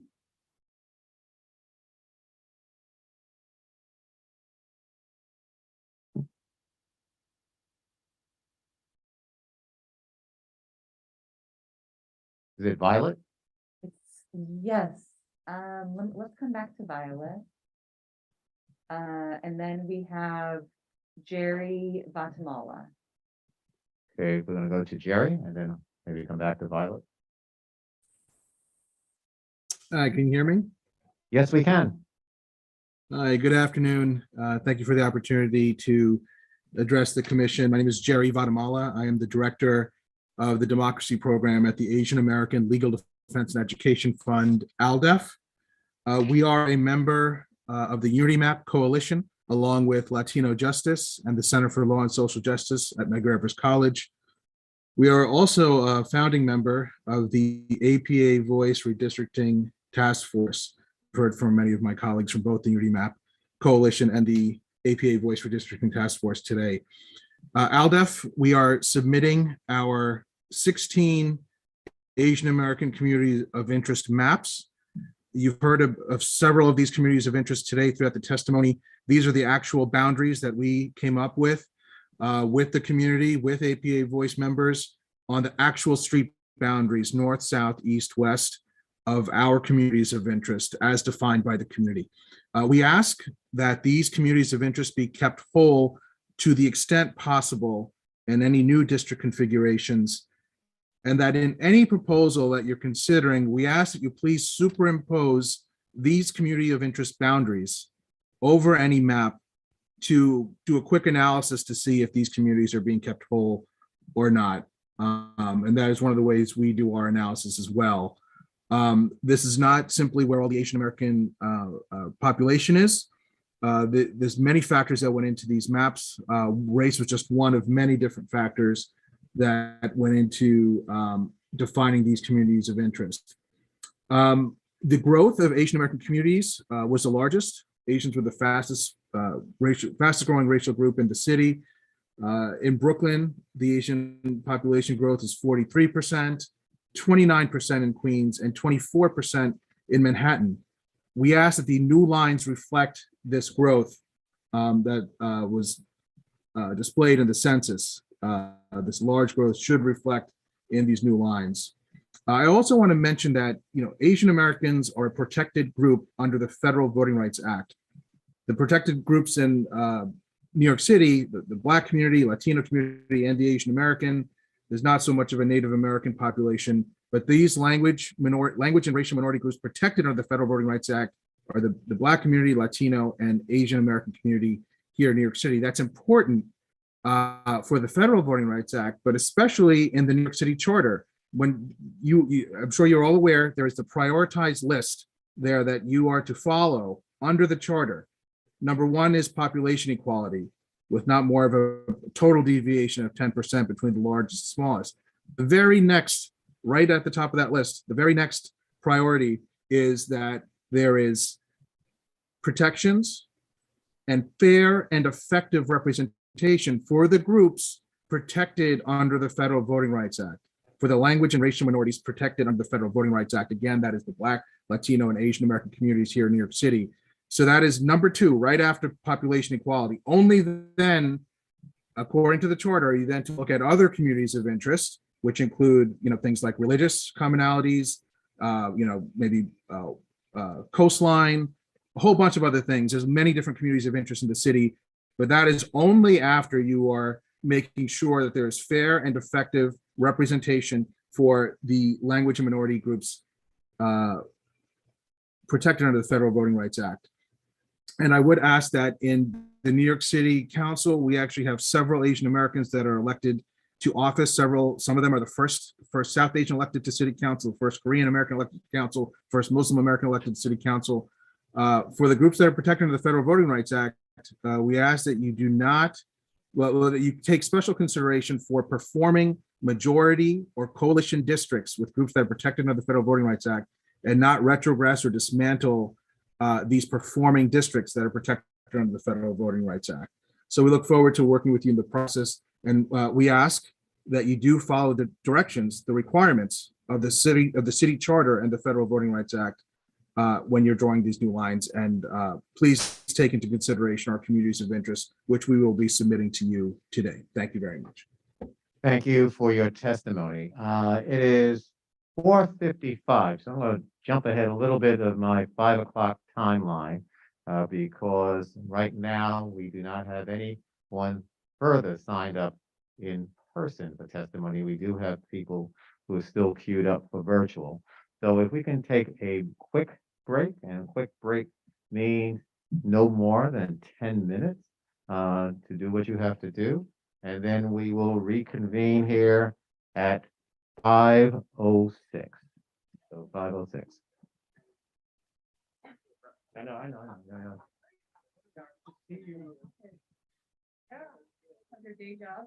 For what? Huh, what are you sorry for? Yeah. Yeah. I don't need to vote. Huh? Oh, yeah, very simple. Oh, you got all the points. You did all the things. Yeah. Simple point. Yeah. Not too hard. How are you? I'm sorry, what's your name? Ben. No, he's the everything we do is in his direction. Oh, okay. I did. Yeah. I know, right? Process issue. Oh, okay. But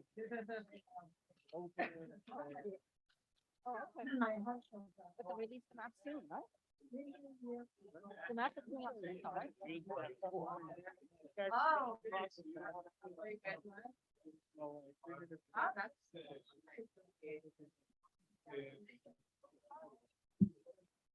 Yeah. I had to go through that. We all did. Yeah. Yeah. Howard Parrott. You're right.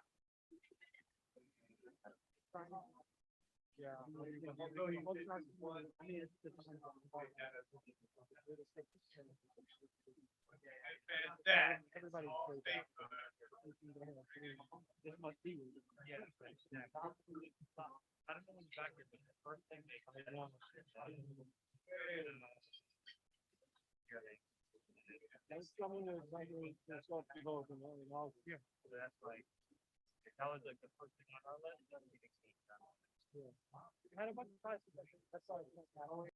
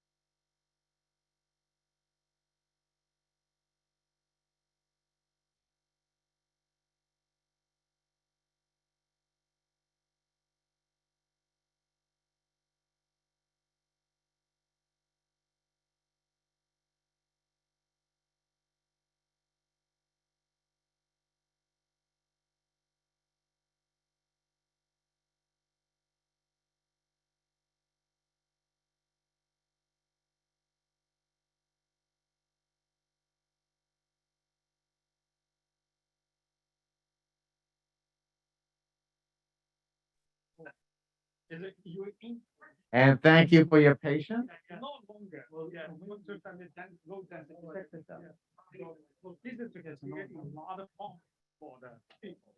I don't want to, why I can create so family? Absolutely not. By the building code, by the multiple law, totally rejected by me. Okay, we're going to start in a second. Ally, can you just check see who's in the hallway so they can come in, please?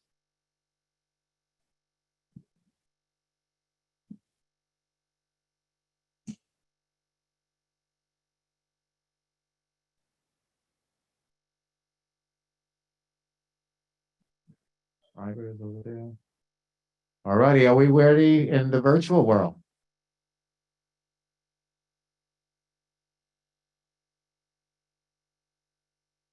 Do we have our virtual testimony ready? Yes, our next person is Anicia Ayan. Welcome.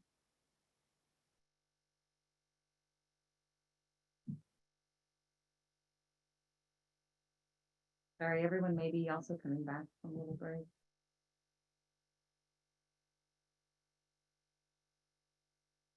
Let's try Andrea Pinedo Delgado. Andrea?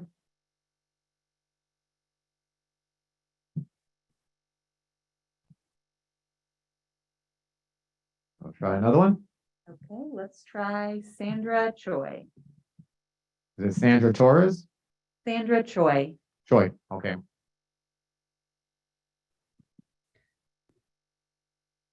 Hi, good evening. Good evening. Thank you for having me. My name is Sandra Choi. I represent the Mingguan Center. Mingguan, established in 1984 and based in Flushing, Queens, serves and organizes working class Korean and Asian American immigrants on civic, immigration, and housing advocacy. Mingguan also convenes the APA Voice Redistricting Task Force. Mingguan serves community members throughout the 5 boroughs of New York City, and many reside in the northeastern pocket of Queens, along the Northern Boulevard commercial corridor that stretches 70 blocks from downtown Flushing to Bell Boulevard. Flushing is also a critical transportation corridor with the 7 Trains Main Street station, representing MTA's most northeastern stop in New York City, connecting the public to a network of buses en route to neighborhoods like Murray Hill, Auburndale, and Bayside. The 2020 census data, broken down into NTAs or neighborhood tabulation areas, show that the Asian American community make up more than 50% in the aforementioned neighborhoods. Flushing has long been home to one of the city and nation's largest immigrant communities, and with about 3/4 of our residents being foreign-born, the first-generation immigrants we serve face unique challenges as they plant their roots here, especially our seniors who have lower levels of English proficiency, knowledge of housing, immigration, and labor rights. They're also at the greatest risk of housing displacement due to gentrification and lack of affordable housing. Through our organization's census outreach, a process intimately linked to and that shapes our redistricting advocacy, many members we serve live in basements or illegally converted dwellings because of the housing crisis that forces them underground and into unsafe spaces. Despite these challenges, many choose Flushing as their home because their community is here and their access to a network of senior care centers, medical clinics, houses of worship, supermarkets, and community service organizations like ours are also here in Flushing. As a member of the Redistricting Task Force, we're here to state our support for the communities of interest outlined by the Asian American Legal Defense Education Fund. Currently, our community is divided. Even the district map on the New York City Council's website has a sharp line on the word Koreatown, in quotation marks. We don't call it Koreatown, but the map does.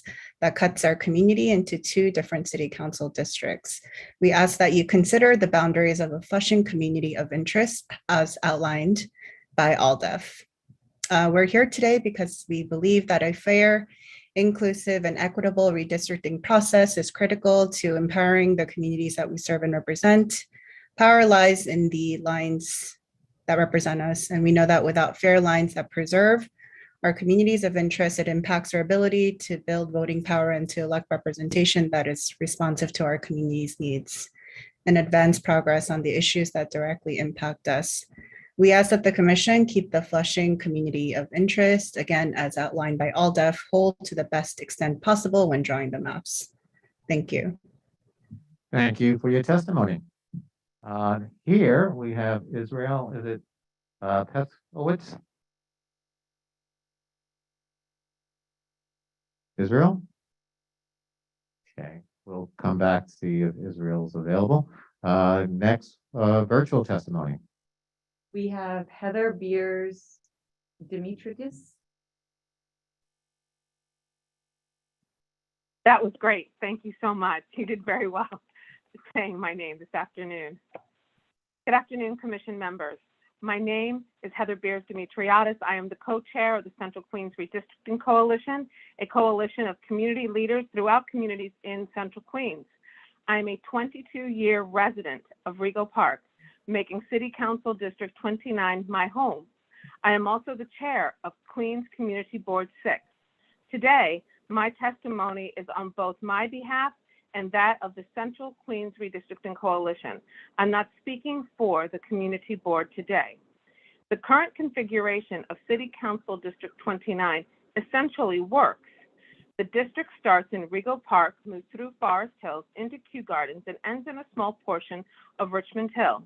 Our coalition strongly believes that when and where possible, district lines should strive to keep our neighborhoods whole. To that end, ideally, we would like to see the small portion of Richmond Hill removed from District 29, allowing the Richmond Hill neighbors to have a single city council representative. We recognize that by making Richmond Hill representatively whole, City Council District 29 would fail to meet the population requirement. When looking to add to our district, we ask that you consider moving northwest into Elmhurst, specifically the north side of Queens Boulevard, potentially from the LIE to Corona Avenue. When you look at Elmhurst, Rego Park, Forest Hills, and Kew Gardens, you see communities that share the same mix of housing consisting of single-family, multifamily, apartments, and co-ops, condos, and they are all intermingled with one another. All four communities also share the same transportation infrastructure, the M, the R, the S, and the E trains that run throughout, as does the Q60 and Q59, as does a myriad of other buses. We also share Queens Boulevard with all of its traffic and new bike lanes, and in the future, we will also share the glorious new reimagined Queens Boulevard once that capital project is completed. We share the same challenges with the I-495 LA Expressway, with the need for sound abatement throughout and solutions for the fumes that pour into buildings and schools along the Horace Harding. We share concerns around increased development and its impact on schools and potential overcrowding. There may be a desire to move our district into Middle Village across Woodhaven Boulevard. And whereas, yes, we do share that transportation corridor, once you get across the boulevard, you find very different communities. Middle Village is more car dependent and is in a sort of two-fare commuting pattern, whereas our proposed neighborhoods are not. The housing stock is also comprised of mostly single-family homes. Our greatest ask today is that as you consider district lines for City Council District 29, that you don't break what is working, and that is the grouping of Rego Park, Forest Hills, and Kew Gardens. Thank you so much for your time today and the time that you will invest into drawing lines that are fair to everyone. Thank you so very much. And thank you for your testimony. Let me just check again. Is Israel here? Israel Pesowitz.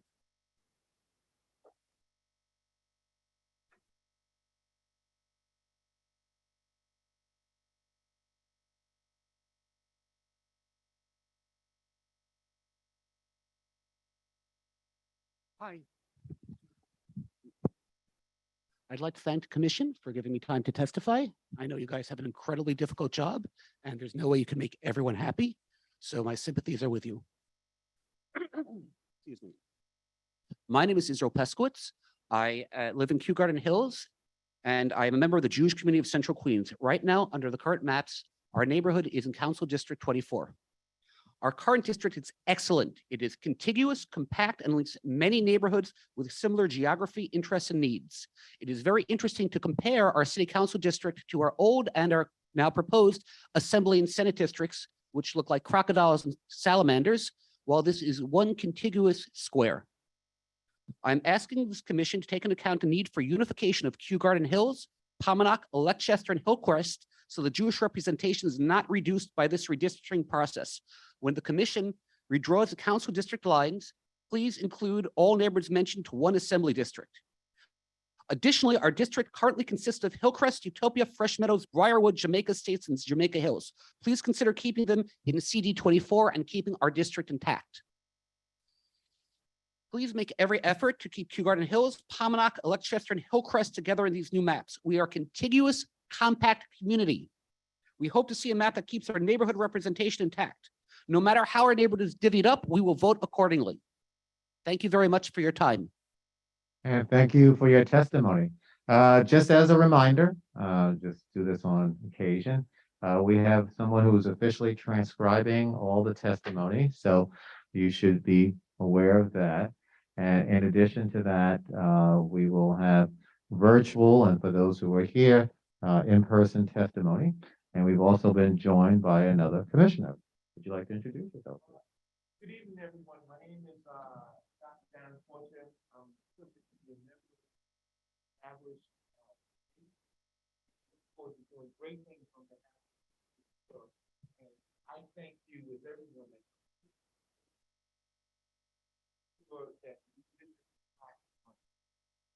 Thank you, sir. Next is virtual. We have Amanda Debra.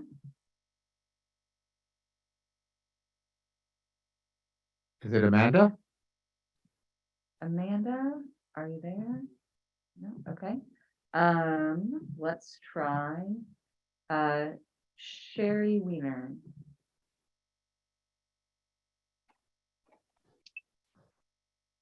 Hi. Thank you. Thank you for holding these public hearings. My name is Sherry Weiner. I'm co-chair of Community Board 8 Manhattan's Voting Reform Task Force. The task force is very engaged in this process of reviewing our districting map. City Council District 4 and 5 are within the purview of Community Board 8. We have calculated that both that District 4 and 5 will have to shed population. We are in the process of reviewing the criteria being used by the commissioners and will be in better position to testify regarding recommendations based upon your proposed map. The purpose of my very brief testimony is to follow up on a letter that Community Board 8 sent to the chairman regarding the lack of female participation in your commissioners. We were very distressed to see of the 15 that of the partisan appointments, only 3 were women, and more disturbingly, that of the 8 appointments from City Council, which is now a majority female council, only 1 was appointed. So if we look at the population, approximately 53% of the city's population is female, yet only 26% of your commissioners are. We were further distressed to see the commission's first 4 appointments being male.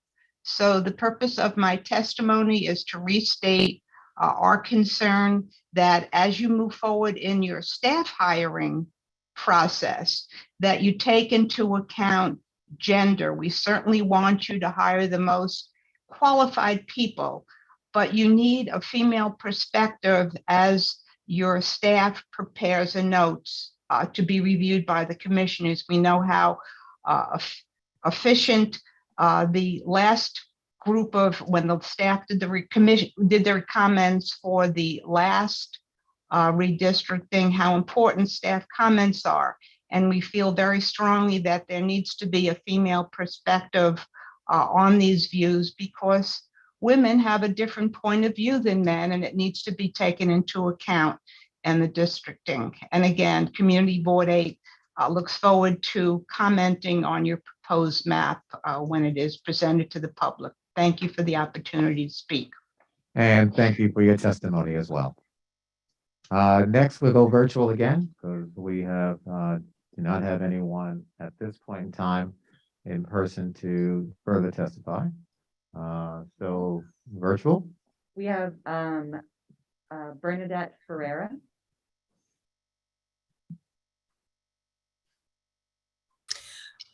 Good afternoon. My name is Bernadette Ferrara, born, raised, went to school, and still lives in Van Nest, a diverse community in the East Bronx. Since 2008, I am one of the 3 Van Nest residents on Community Board 11 representing Van Nest. Well, we weren't qualified, but I'm a. well, I didn't expect to testify. I would have. Hold on, wait. Let me just make sure that everyone else is muted so you can have. Your, Okay, okay, just wanted, because I heard background voice. so did I. Yeah. I think we're okay. So, yeah, we're okay now. Okay, I'll continue. I'm one of the 3 Van Nest residents on Community Board 11, representing Van Nest. I'm a founding member and current president of the Van Nest Neighborhood Alliance, formed in 2010. More importantly, as a lifelong resident of Van Nest, I've seen and experienced its many changes. On that is how I am giving my testimony today. Over the decades, as a resident, now community leader, there are many unresolved issues that are still extremely needed, especially when it comes to our children, their education, religious unification, and our seniors. The major community goals include a community center, middle schools, youth programs, senior programs, more senior housing, and unification of the Yemeni Muslim community. While VNNA is working hard to raise the bar on quality of life concerns, these goals are still out of reach due to Van Nest always being located on the border of a district, resulting in Van Nest's lack of funding from our elected officials to achieve these important resources. For the Van Nest community to move forward and receive needed funding, it must not be split. We are asking the commission to, number 1, the area of Van Nest presently in City Council District 15 needs to be united with City Council District 13, which aligns more with the fabric of Van Nest low-density community concerns. Community Board 11, the 49th Precinct, and unification of the Yemeni Muslim community. Please see the attached map. And number 2, unite the neighborhoods of Van Nest, Morris Park, Pelham Parkway, Bronx Park East, and Allerton that presently all work together in Community Board 11, sharing common issues into City Council District 13. And there is also a map. I want to thank the commission for holding this public hearing and listening to our community concerns. It is truly appreciated. I have submitted written testimony, and I also have 3 maps attached with it, of the Van Nest neighborhood, of the separated Van Nest neighborhood, and also of hopefully the future City Council District 13, including all of Van Nest. Thank you. Thank you for your testimony. Is Charlene Jackson Mendez here? If not yet. Okay, virtual. We've got Raj Korpan. Hello, I want to start by saying thank you to the commissioners for organizing this preliminary hearing to receive public testimony. My name is Raj Korpan, and I live in Rego Park, Queens. I'm a proud graduate of CUNY, where I earned my doctorate in computer science, and I deeply believe in fair representation for all. Our districts should represent our community, and voters should pick their representatives, not representatives picking the voters. When my husband and I decided to settle down and buy our apartment, we were drawn to Rego Park. It's a family-friendly, diverse, middle-class neighborhood. And since moving here, it's been an amazing experience getting to know our neighbors and exploring Central Queens. It is for that reason that I'm here to speak to you today. Central Queens is a very distinct community and identity that is different from the surrounding areas. Central Queens consists of the neighborhoods of Rego Park, Forest Hills, and Kew Gardens. We're a diverse community with a large Jewish and Asian population, and our community shops at the Queens Center and Rego Center malls, and there are many local small businesses and great restaurants along 63rd Drive and Austin Street. I wanted to tell you about our community because I believe that our council district should include all of our communities. For that reason, I stepped up to become the co-chair of the Central Queens Redistricting Coalition. We've heard from some of our other members today. Our coalition is nonpartisan. It's a neighborhood-based effort to provide a voice for the diverse center of Queens. We were very involved with the statewide process, and we have submitted testimony in that process for both the Assembly and the Senate, where we created maps, and we look forward to doing the same for the council districts. We believe that the current District 29 is nearly ideal for representing our Central Queens community.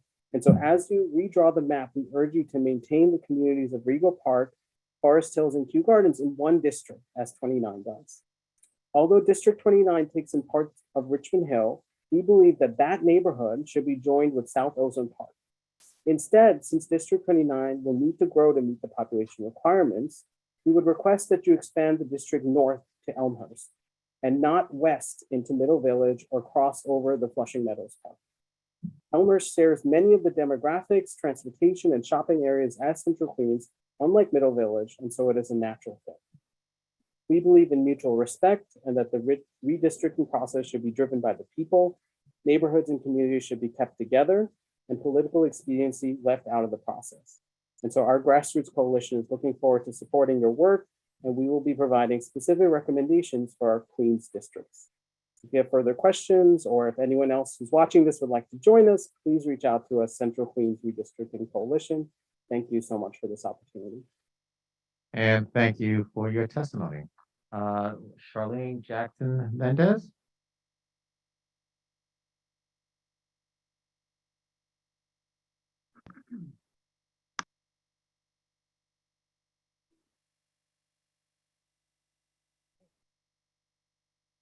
Can I remove or have to keep it on the mask? Do I? You have should to- keep it on. Okay, so good afternoon, esteemed members of the New York City. Do me one favor though, excuse me one second. Just move the microphone a little over so that way, there you go. Okay, so good afternoon, esteemed members of the New York City Districting Commission and concerned citizens of New York City. My name is Charlene Jackson Mendez. Firstly, I would like to thank the commission for their diligent efforts to ensure that residents of New York City and the Bronx in particular have an opportunity to be heard. I am a wife, mother of 4 children, and grandmother of 2, who is also a homeowner in what I affectionately call the village of Van Nest. I am a licensed clinical psychologist working 6 days a week, providing high-quality mental health care services in private practice in both Manhattan and Westchester County. I am actively involved in volunteer work that includes serving as the vice president of the Van Nest Neighborhood Alliance and as a board member of the Montefiore Medical Center's Community Advisory Board at Einstein Hospital. Limited civic engagement on the part of most residents of Van Nest threatens to derail the well-being of the Van Nest community as a whole. The current functioning of our community board, which is akin to a private club, results in the disenfranchisement of many in the Van Nest community. Our present community board is disconnected from the community at large. Power is held in the hands of a powerful few who are quite content with the status quo. Questions about decision-making are met with scorn.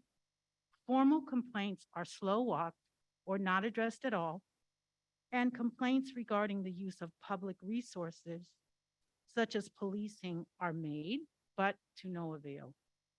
Engaging more community members in the political process is key to the health and stability of the Van Nest community. We desperately need the support of our elected officials to make sure that the community board serves all members of the community fairly. 2 city council persons allow for 2 separate pools of appointees to the community board, thus increasing the likelihood of a more inclusive board that is responsive to a diverse body of constituents. 2 city council persons also allow for the Van Nest community to benefit from the expertise of 1 city council person who is an expert in finance and another who is an attorney and housing expert. Our community benefited very recently from our city council person who specializes in housing that allowed him to successfully join with grassroots level community advocates to stop the Department of Homeless Services from placing a men's shelter next to a school. Lastly, the Van Ness community will benefit from access to $10 million in potential capital funding rather than $5 million, as well as $1 million in potential funding for nonprofit organizations, in contrast to $500,000 if we continue to be represented by 2 city council persons. In the case of the Van Ness community, 2 city council persons are decidedly better than 1. Thank you in advance for your consideration. And thank you for your testimony. Next virtual. We have Amanda Debra. Amanda? Hi, can you hear me? Yes, we can. Perfect. So good afternoon. Thank you to the New York City Districting Commission for answering our calls for a public hearing and for hearing us out today. My name is Amanda Zebra, and I am an active member and the vaccine outreach coordinator of South Queens Women's March, which is a local grassroots gender justice organization. I'm also a resident in the Richmond Hill area, and founded right before the pandemic hit and inspired a global and national women's rights movement. South Queens Women's March amplifies the voices of South Queens's diverse women and gender expansive people. We are an all-volunteer, multi-generational, intersectional platform working to foster women's empowerment. We take our sisterhoods to the streets and unify women and gender non-conforming individuals and connect them to the tools and resources necessary to empower their own lives and thrive.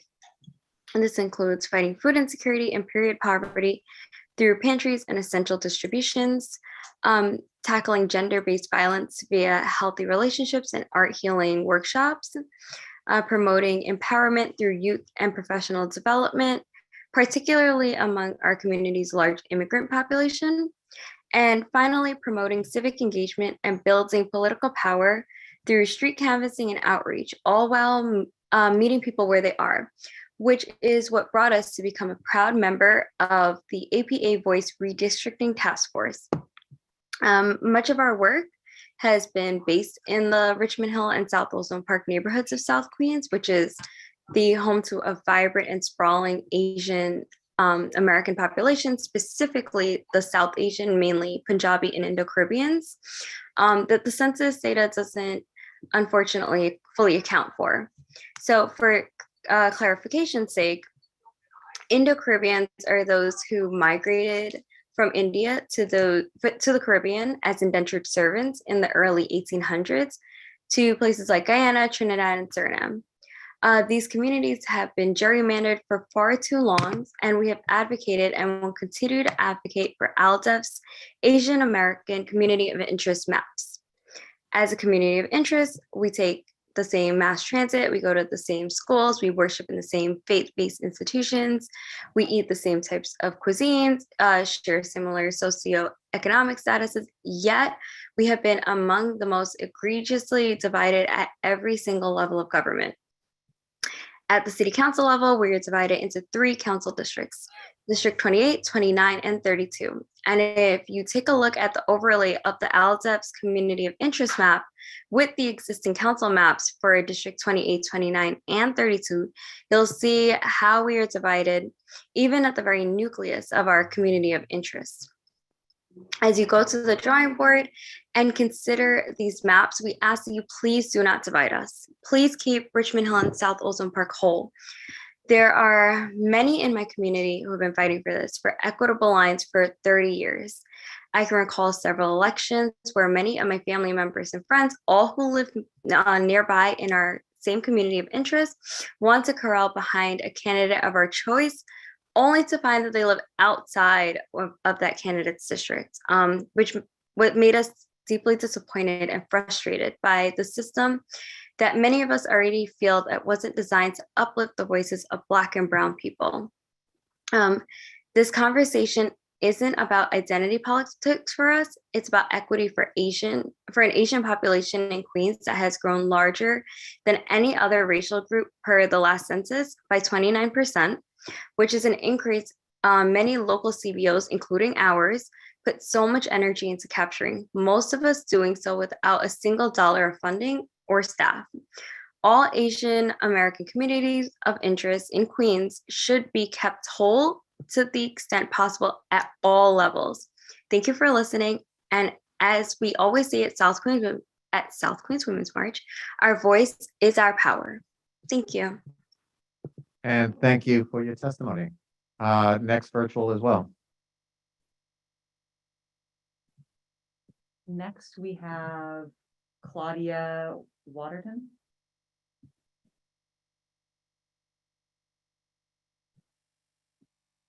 Claudia? And then Neil Berry. How are we doing today? And Neil Berry. I'm good. I just wanted to, I'm a concerned citizen out of Staten Island, born in Harlem, raised in Brooklyn, kind of went through it all. Are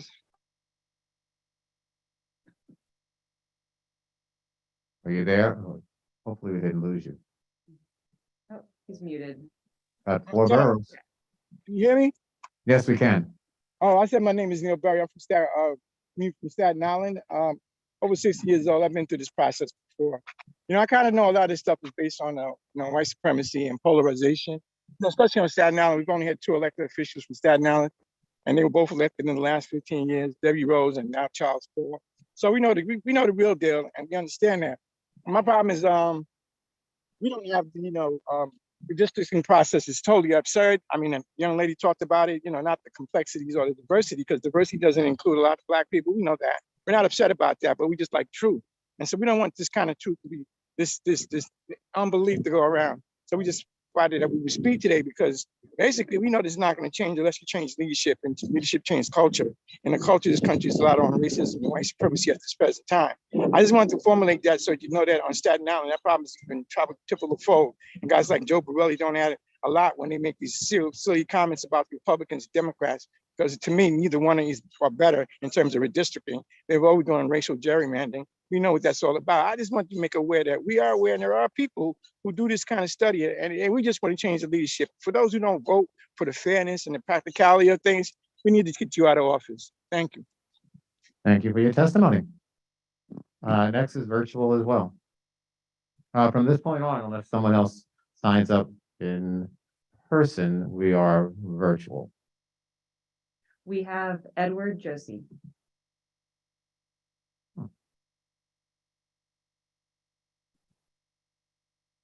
Say that, Josie. Yeah, we'll come back to Ed Josie. Now we have Lucia Gomez. Lucia Gomez. I'm here. Okay, welcome. Hi, how are you? Good afternoon, and good afternoon to the commission. My name is Lucia Gomez. I am the Latino Justice National Redistricting Advisor. This is my 3rd decade of engaging in New York City's redistricting process. And I continue to activate, educate, and empower Latino communities throughout New York City to engage in this redistricting process. For the last 2 decades, I've been engaged in issue and electoral campaigns for nonprofits, government, and organized labor. I see firsthand the impact that redistricting has on our communities, especially when time and time again, Latinos have been one of the most consistently undercounted populations, with estimates indicating that 5 out of every 100 Latinos were missed by the US Census. Nevertheless, our communities call New York City home and contribute to its socioeconomic and political development. In this first hearing, I'd like to make one immediate recommendation, and that is that the two current borough crossings impacting the Latino community remain, that of District 8 from East Harlem into the South Bronx, and that of District 34 from Bushwick, Brooklyn into Ridgewood, Queens, as they currently stand. Most recently, I engaged in the map drawing on behalf of Latino Justice, where involvement in the Unity Coalition, ensuring the voices of Latino communities were reflected in our map proposals throughout the long and arduous state process. I know the data and the geography, but more so how our communities organize and coalesce behind their candidates of choice. While you must ensure that you stay within the new 5% deviation for these districts, I can assure you that's the least of our worries. Our communities follow transportation and affordable housing just like all other communities. Therefore, the parameter of staying within borough boundaries is much more of a constraint when trying to ensure that you don't crack our communities of interest. Lastly, numbers alone do not tell the full story of a neighborhood, a borough, or our communities. So numbers alone, I actually ask that you continue to have these hearings and encourage each and every one of you to meet on your own time with communities and advocates. While your responsibility on this commission will last about a year, our communities will be impacted for an entire decade. I look forward to being a resource and presenting our own maps as part of the Unity Coalition in the coming weeks. Thank you. And thank you for your testimony. Next on virtual. Next is Edward Josie. Can you hear me? Yes, we can. I'm from Staten Island, longtime resident all my life. And on Staten Island, you have a small, relatively small Black community. And most everything that's negative on Staten Island is directed towards the Black community. We recently had a housing development in which you had no cooking gas from June of 2021 up until the early part of 2022. And that's unheard of to have no cooking gas for that long a time. It's been corrected. But what I'm trying to say is that the Black community on Staten Island, despite having 3 elected officials, is very misrepresented in the political process. At this point, there's talk about Staten Island succeeding from the city. That took place the first time in the 1990s and was shut down. Morelli is starting that up again now. I think that would be one of the worst things that could happen to the Black community on Staten Island to succeed from New York City. But at this point now, a lot of things happen on Staten Island that do not really show true equity on Staten Island. And we have 3 Black elected officials we have 2 currently speaking, and the rest of the elected officials are white. And I don't think succeeding from Staten Island will be a benefit to the Black community at all. So please do not allow that to happen once it goes, if it goes to City Council for approval. Thank you. Thank you for your testimony. Next, virtual. The next person is Ariane Ron Maliwan.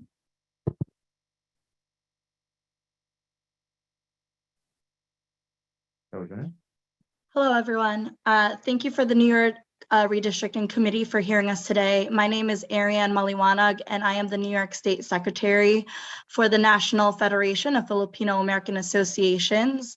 And also I'm joining a part of the APA Voice Redistricting Task Force, which aims to protect APA communities of interest. But first, allow me to say good evening and mabuhay. Mabuhay, in Filipino, this means cheers, welcome, may you live. Painted on the side wall of a restaurant, Amazing Grace, on the southeast corner of 69th Street and Roosevelt Avenue, resides a mural of this Filipino greeting. As of 2020, during the height of the pandemic, this mural welcomes visitors and locals alike into our little neighborhood known as Little Manila, residing within Woodside and Elmhurst, Queens. This was made possible through our friends at Little Manila Queens, Bayanihan Art, and various artists. Mabuhay.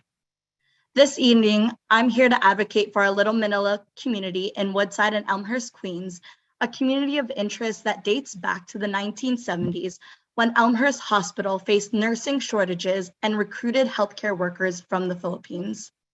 Through this opportunity, nurses and their families settled into the neighborhoods of Woodside and Elmhurst, where they have since thrived. As of the most recent census, over 89,000 Filipinos and Filipino-Americans were estimated to be residing in New York City.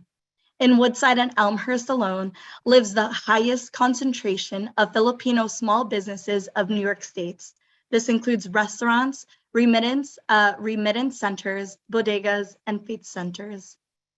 During the COVID-19 crisis, the Filipino community took a devastating toll, experiencing an overrepresentation of healthcare worker deaths as they worked on the front lines, and our elders, which were impacted by the uptick of anti-Asian hate crimes.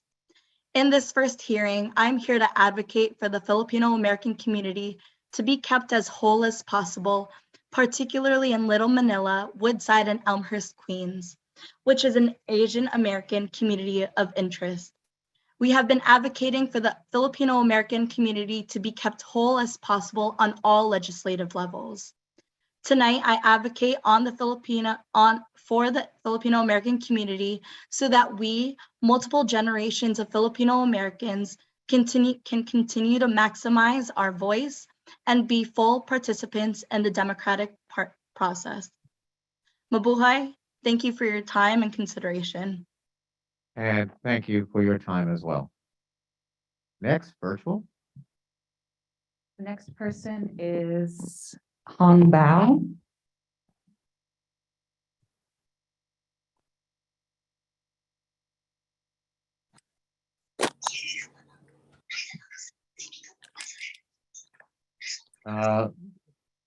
You're on, I think. We hear you. Are you there, Hong Bao? If not, then we can go on to the next one. The next person is Lori Huang. Lori? Yes, I'm here.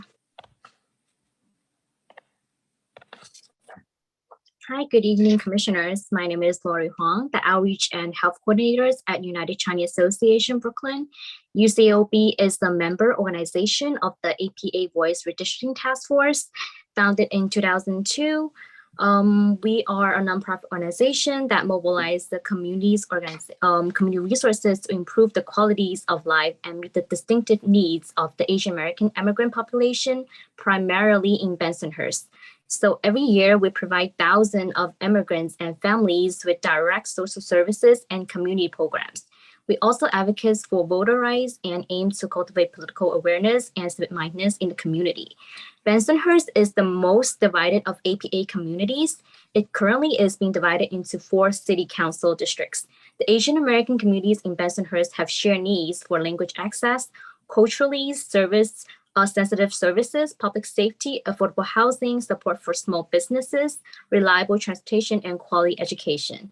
Breaking up communities like this takes away our ability to come together and advocate for these important issues. In fact, Brooklyn's Asian population is the fastest growing of any demographic groups across the boroughs, and the new line should reflect this growth. So there's a strong need for more equitable community representations and to have our voices included in the decision-making process. We are simply asking that our communities of interest to be kept whole to the extent possible when drawing district configurations. This will give us more equal power to have our needs for more culturally sensitive bilingual service addressed. As a nonprofit organization serving a majority of the Asian American communities in Bensonhurst and other neighborhoods in Southern Brooklyn, we know firsthand that Bensonhurst is the Asian American communities of interest, and we support the Asian Americans Legal Defense and Education Fund COI maps, specifically for Bensonhurst, Sunset Park, and Sheepshead Bay. So diluting our power harms the Asian American communities by preventing equal access to the resources and opportunities. So we need to be kept together in fewer city council districts so that we can have an opportunities to elect someone who will listen to us, who listen to our concerns and advocating for these important issues. So in order to achieve this, we must remain as whole as possible, and diluting our power harms the Asian Americans communities by preventing equal access to resources and opportunities. So no communities, especially the one that's protected under the federal voting Rights Act should be divided among 4 different city council districts. Thank you for the time and the opportunity to speak tonight. Thank you. And thank you for your testimony as well. Next virtual.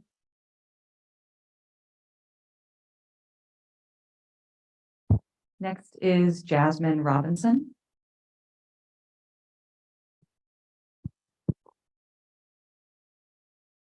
Ms. Robinson.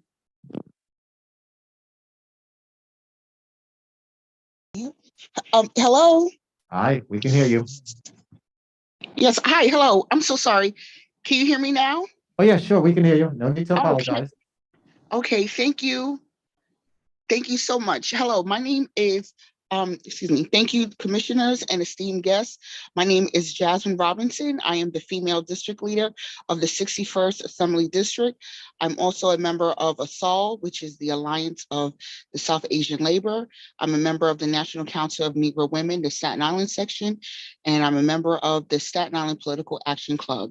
I am a proud resident of the 49th City Council District, which is represented by Councilwoman Camilla Hanks. The 49th District is in the North Shore of Staten Island. I apologize as I found out about this meeting late last night, so I will provide a general testimony. It is my sincere hope that there is a more outreach to the residents of Staten Island. Many label Staten Island as the forgotten borough. However, we are the underestimated borough. We make our voices heard despite the challenges and the odds. It is also my hope that the 49th District is not divided. We are a proud working class community, which is diverse and inclusive. The 49th District has a large immigrant community, which consists of the largest Liberian community, Caribbean community, South Asian, Asian, and Latinx. And it would serve best to keep the 49th District intact, as we have witnessed in the other redistricting process, that the Black and Brown voices are diluted and packed into other districts. It is very key and crucial to keep the diverse voices of the North Shore together rather than apart. Thank you for the chance and the opportunity to speak, and hopefully there'll be more of an outreach to Staten Island residents. Thank you so much. Well, thank you, and also just for you and other members who are part of the virtual world. You have the opportunity to submit testimony as well. So there's a detailed process on how you can submit future testimony. So we look forward to doing that from you or anyone else who is testifying virtually or in person. Next virtual. That's, we've concluded the virtual testimony. Okay, we've concluded the virtual, and what I would like to do is to thank all of you. We had our public notice that said until 6 p.m. And so we're literally at 5:56. And so we didn't plan it this way as far as the coinciding of the virtual along with the public notice time. So again, I want to thank all of you, and also to our commissioners, those who have not had their phones. We still will coordinate with you with MIS, so that way you can get the city phone, and that way we're all on the same phone system. So any questions? If not, to the comment. Yes, Dr. Plateau. If we could also acknowledge another staff commissioner who's been managing all our digital communications, Julia Federer in the back, wave up.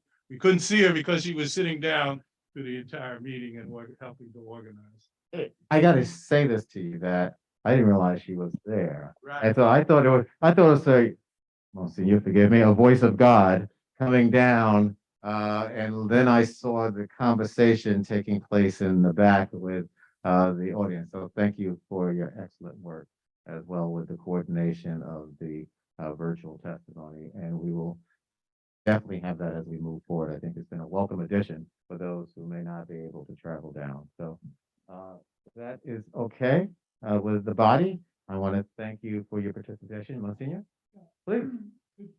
Some of us now have our backbone. Yes. But that's a very useful website that Mark did, because when staff people send that Absolutely.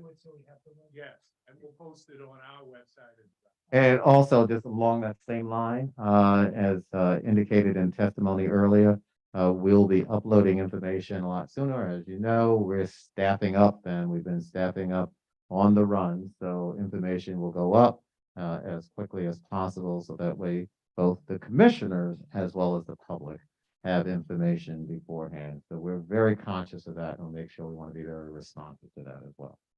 Okay. Thank you, folks. Get home safely and take care. Great. Yes, just Grace. for Hold on. Let's procedural- listen to our general counsel first. I always listen to the GC. Yes, Jay. Great. Just for procedural clarity, could you just make the motion to adjourn? Okay, since now we have, thank you. I was going to do it, but I couldn't remember. So yes, now that we have a full quorum, can we have a vote to adjourn? Is there a motion? Motion, Lisa? Second, Darren? All in favor? Opposed? Be noted